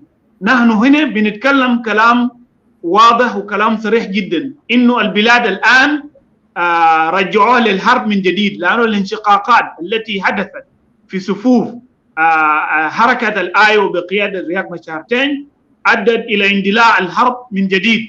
وكلكم شفتوا بعد إعلان الحصل في منطقة كيدغوان اللي هم عزلوا فوق رياض مشار وأعلنوا الجنرال سايمون جادويتش دول رئيسا جديدا للحركة ومعه جونسون أولون، والمواجهات العسكرية اللي تم في منطقة كيدغوان والشهداء من الجنود الذين سقطوا في الجانبين، ده مؤشر خطير جدا على انه البلاد الان ودوا للحرب من جديد. وده مؤشر خطير وبيأكد بانه اتفاقية السلام اللي قاعدين يقولوا دايرين ينفذوا ده، انه هذه الاتفاقية خلاص لفظت انفاسها الاخيرة، وانه رياض مشار الان موجود في جوبا كمعتقل سياسي وما عنده اي دور سياسي ممكن يلعب من جديد. بقي له فقط انه ينضم لرئيس سلفكير ويتوهد ثاني يرجع للاس بي ال ام بتاع سلفكير ويكونوا يعني اس بي ال ام، وما في حاجه ثاني يسموه اس بي ال ام اي او ثاني او الحركه الشعبيه في المعارضه ما هيكون موجود ثاني. فدي تطورات الاوضاع في المنطقه. وانا قبل اتكلمت عن انه مع تطور بتاع الصراع في المنطقه بتاعت ماجينيس اللي بيسموه كيدغوان، انه شفنا اجتماعات بتاع الرئاسه واجتماعات بتاع اللجنه الامنيه بقياده بتاع توت قلواق، وشفنا الاجتماعات بتاع الايجاد على مستوى بتاع الاقليم. وانا قلت قبل انه هذه الاجتماعات مجرد مسرحيه سياسيه لن تؤدي الى حل المشكله الموجود حاليا في البلاد، انه البلاد الان رجع للحرب من جديد. وانا قلت قبل انه اخطر سيناريو في كل ما يحدث انه المواجهات العسكريه دي قد تنتشر في كل اقليم على النيل، نعم، وتتطور الى حرب شامله، وبعد كده ممكن ينتشر الى بقيه اجزاء البلد والناس يتعبوا من جديد. فالبلد الان يعني شالوا للحرب ثاني وما في حاجه اسمه اتفاقيه بتاعت سلام. وتكلمت عن انه يعني الاتفاقيات اللي بوقعوها ما قاعد تجيب حلول، سواء كان اتفاقيه بتاعت اروشا لتوحيد الحركه الشعبيه فشل، اتفاقيه حل النزاع في جمهوريه السودان الجنوبي الموقع بالتاريخ 17 في اديس ابابا من قبل رياض مشار والوقع الرئيس الفكير بالتاريخ 26/8/2015 انهار بالتاريخ يوليو 2016 وتم تجديده ثاني في سبتمبر 12/2018. وها هي هذه الاتفاقيه الان تشهد يعني انهيار من جديد وفي ظل مواجهات عسكريه التي ادى الى انه البلاد الان رجعوها للحرب من جديد. كويس؟ فده التطورات السلبيه الحاصله. شفنا الحرب في لوري المواطنين قاعدين بيشاكلوا، كويس، نزاعات، وشفناه قبل كده في تمبرا. فاذا كل الخيارات يعني سواء كان مفاوضات ولا التوقيع بتاع اتفاقيات او تمردات ما جاء اي حل للمشكلة في البلد. إذن الحل شنو؟ الحل إنه كل القوى اللي بتنادي بالتغيير أو عايزين خير للجمهورية السودان الجنوبي يتوقفوا عن تفاوض مع هذه الحكومة. ما فيش مفاوضات مع هذه الحكومة. كل الحاملين سلاح يخلوا تفاوض مع الحكومة. الناس اللي بيتفاوضوا زي جنرال بول مالون وناس باقانا عمود بيتفاوضوا ديل ما فيش تفاوض مع الحكومة، لأنه لما تتفاوضوا بعدين في النهاية انتوا حتوصلوا لاتفاقية بتاعت سلام، والاتفاقية بتاعت سلام حيوديكم لجوبا، وفي النهاية الحكومة ما هتلتزم بتنفيذ الاتفاقية. نعم. كويس؟ إذن الاتفاقيات ما حل، التمردات بتنتهي بتوقيع الاتفاقيات ودي ما حل. الحل هو إنه يكون في الثورة الشعبية. ونحن الآن في حركة المواطنون المتحدون للتغيير قاعدين ننادي بتحالف سياسي عريض في جمهورية السودان الجنوبي من كل القوى السياسية اللي بتدعو للتغيير عبر الوسائل الغير عنيفة أو الوسائل السلمية. وموقفنا إنه لابد يكون في تحالف عريض. إحنا شفنا طبعا مؤخرا إنه في إعلان تم في 30 يوليو 2021، والإعلان ده كان إعلان بتاع التكوين بتاع التحالف اللي اسمه الائتلاف الشعبي للعمل المدني.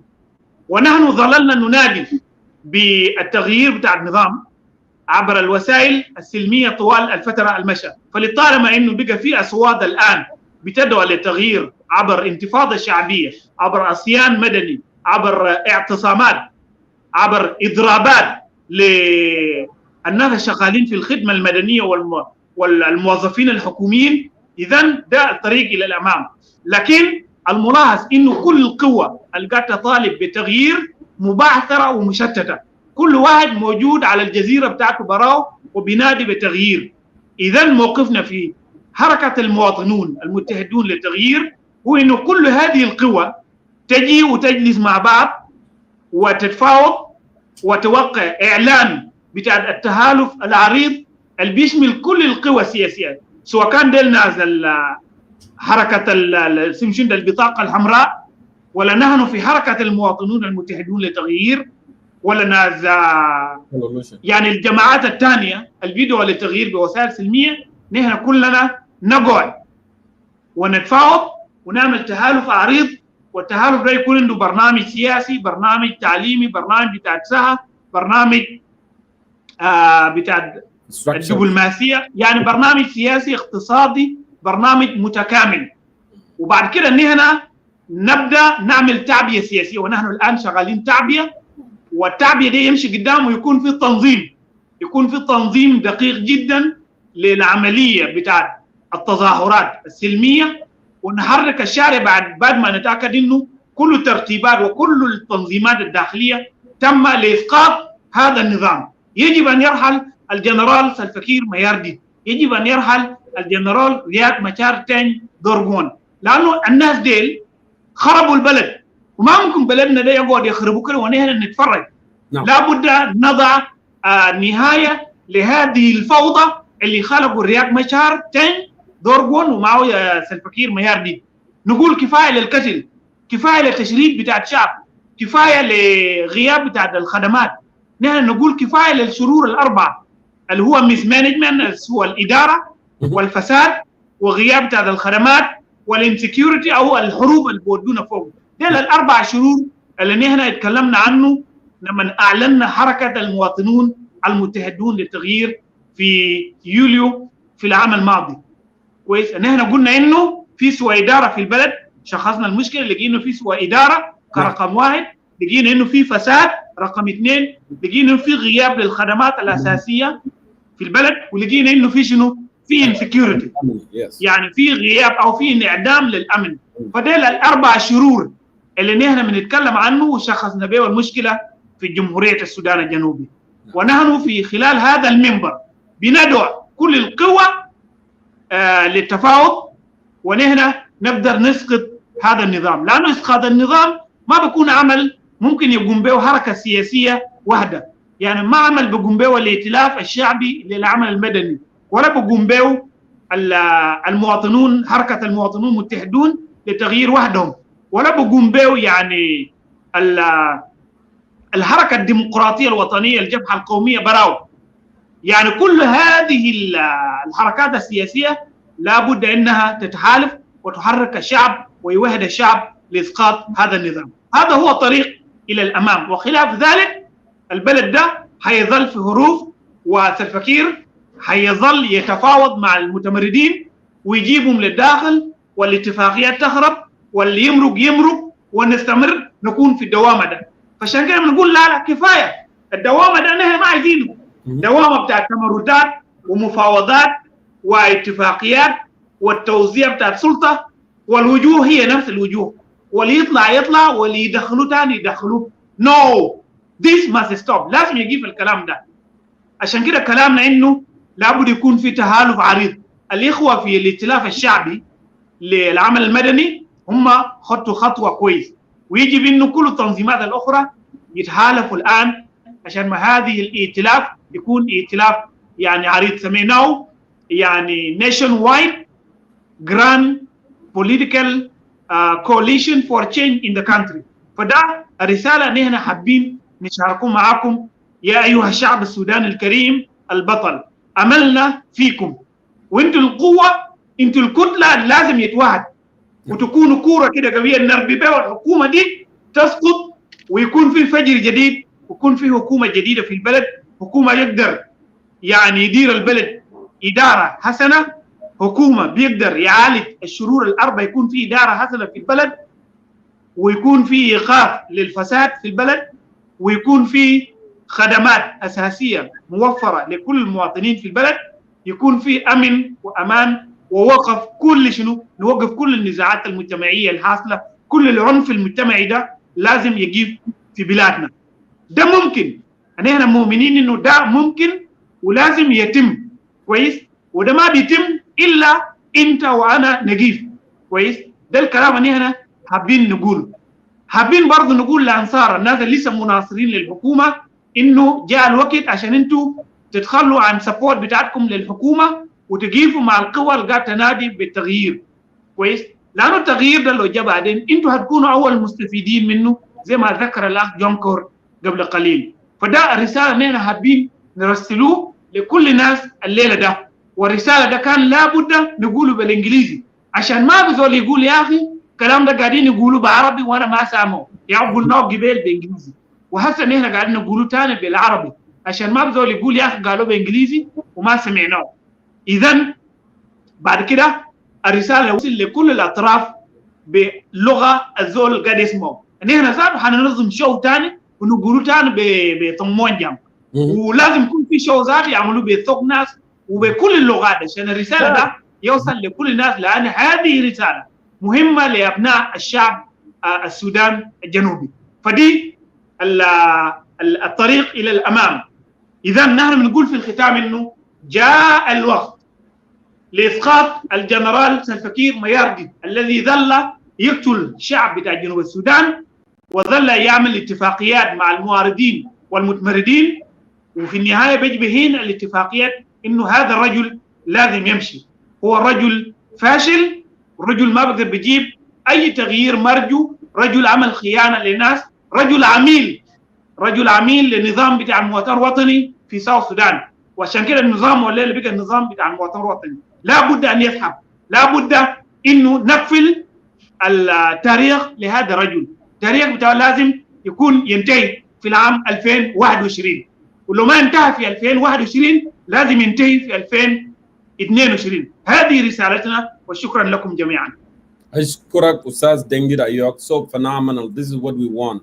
Our people, there is always, a say that أؤمن أثق كن قوي.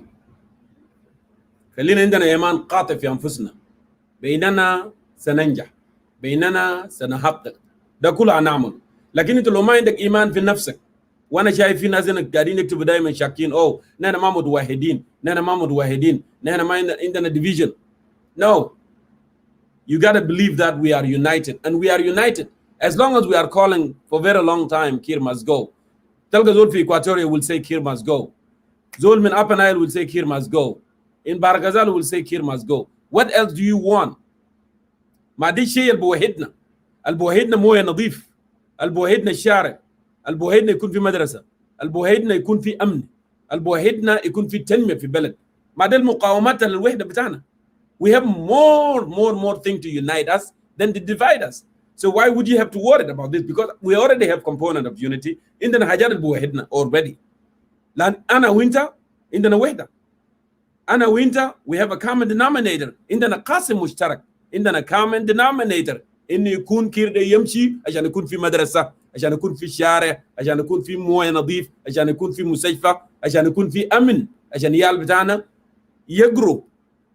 ده قواسم مشتركة. دي كلها قواسم مشتركة. These are common denominators. Since we have that common denominator, why are you shakking for yourself? Why are you not trusting me? Why don't you have that confidence that actually we are people of common ground, common purpose, as we are? أنا قلت كلام مرات كتير إننا ما الناس بدنا طابور في راسنا يا أخي ولا lines in our forehead. Okay? إحنا السودانيين الجنوبيين اللي عندنا هدف في حياتنا. Okay? Have that confidence. Have that mental conviction. You have لازم يكون عندك قناعة عقلية. You have to have that mental conviction. Don't say no ما مو واحد منو قال لك أنت ما مو واحد يا زول. I know what you believe in. أنت ما داير مويه نظيف، ما داير مدرسة، ما داير يكون في مستشفى، داير نسوان ما يتعالجوا. أنت ما داير حاجات ده. If you don't want this, and then you are not united with me. But if you need this, if you need a school, if you need clean water, if you need hospital, okay, if you need infrastructure, يكون في الشارع, if you need security, so when you go about your daily activities, not threat to your life, not threat to your children, not threat to anyone, not threat to our communities, no conflicts, no communion violence. I know you need this. And if you need this, these are the things that to unite me and you. These are the things that to unite all us together. Change is inevitable. Many people, they may have a doubt. But if there isn't one still have doubt there, that's up to him. But it will come back later and he will ride this train. But the train is moving. The train is moving. My dear brothers and sisters, thank you for watching. Thank you for being part of Concerned Citizens of South Sudan. Of course, we must come together because the mustaqbal bitana, mustaqbal bitayalna, mustaqbal bitabalad bitana, to be respected, to be loved. We are not going to be respected if we are like this. We are not being respected by Sudan, by any other country. When I go to Kalamde from the beginning, I said it. In Sudan will continue to have the same policy towards South Sudan. As long as we are not confident in ourselves, as long as we are not providing to ourselves, that's why we need to get out of the box and be who we are. Have a self-confidence. And I know we will do this. Kira Imshi Mazbalat Tarikh, where anyone that did all this sort of a corruption, killing people, jailing people, doing all this sort of a bad thing, those a little, corrupt, they will be locked. They will be locked up. We will lock them up. It might sound like a joke to you, but time will come. Inna lighad linazirin gharib. Thank you so much. Have a wonderful night. We are done.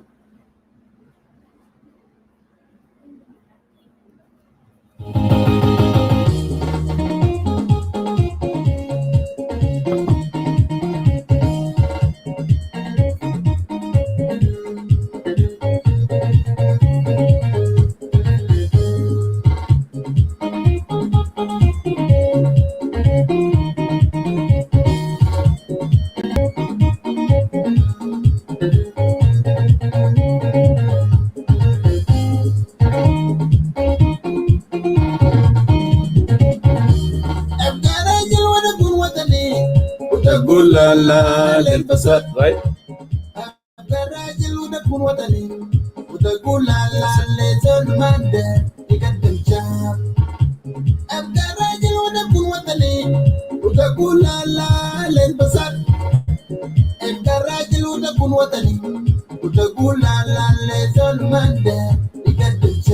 Thank you.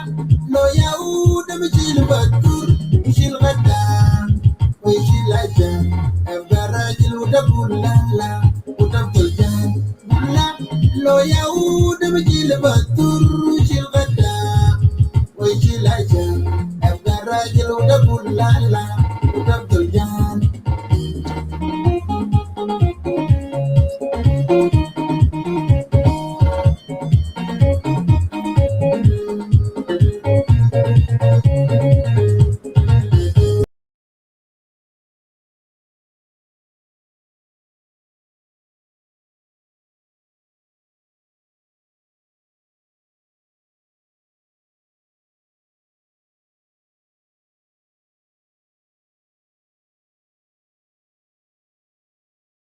تكون وطني وتقول لا لا للبسط أبقى راجل ونكون وطني وتقول لا لا لزول مادة يقدم شاب أبقى راجل ونكون وطني وتقول لا لا للبسط أبقى راجل ونكون وطني وتقول لا لا لزول مادة يقدم شاب لا لو يعود بجيل بطور يشيل غدا ويشيل عجان أبقى راجل وتقول لا لا وتبقى جان لا لو يعود بجيل بطور يشيل غدا ويشيل عجان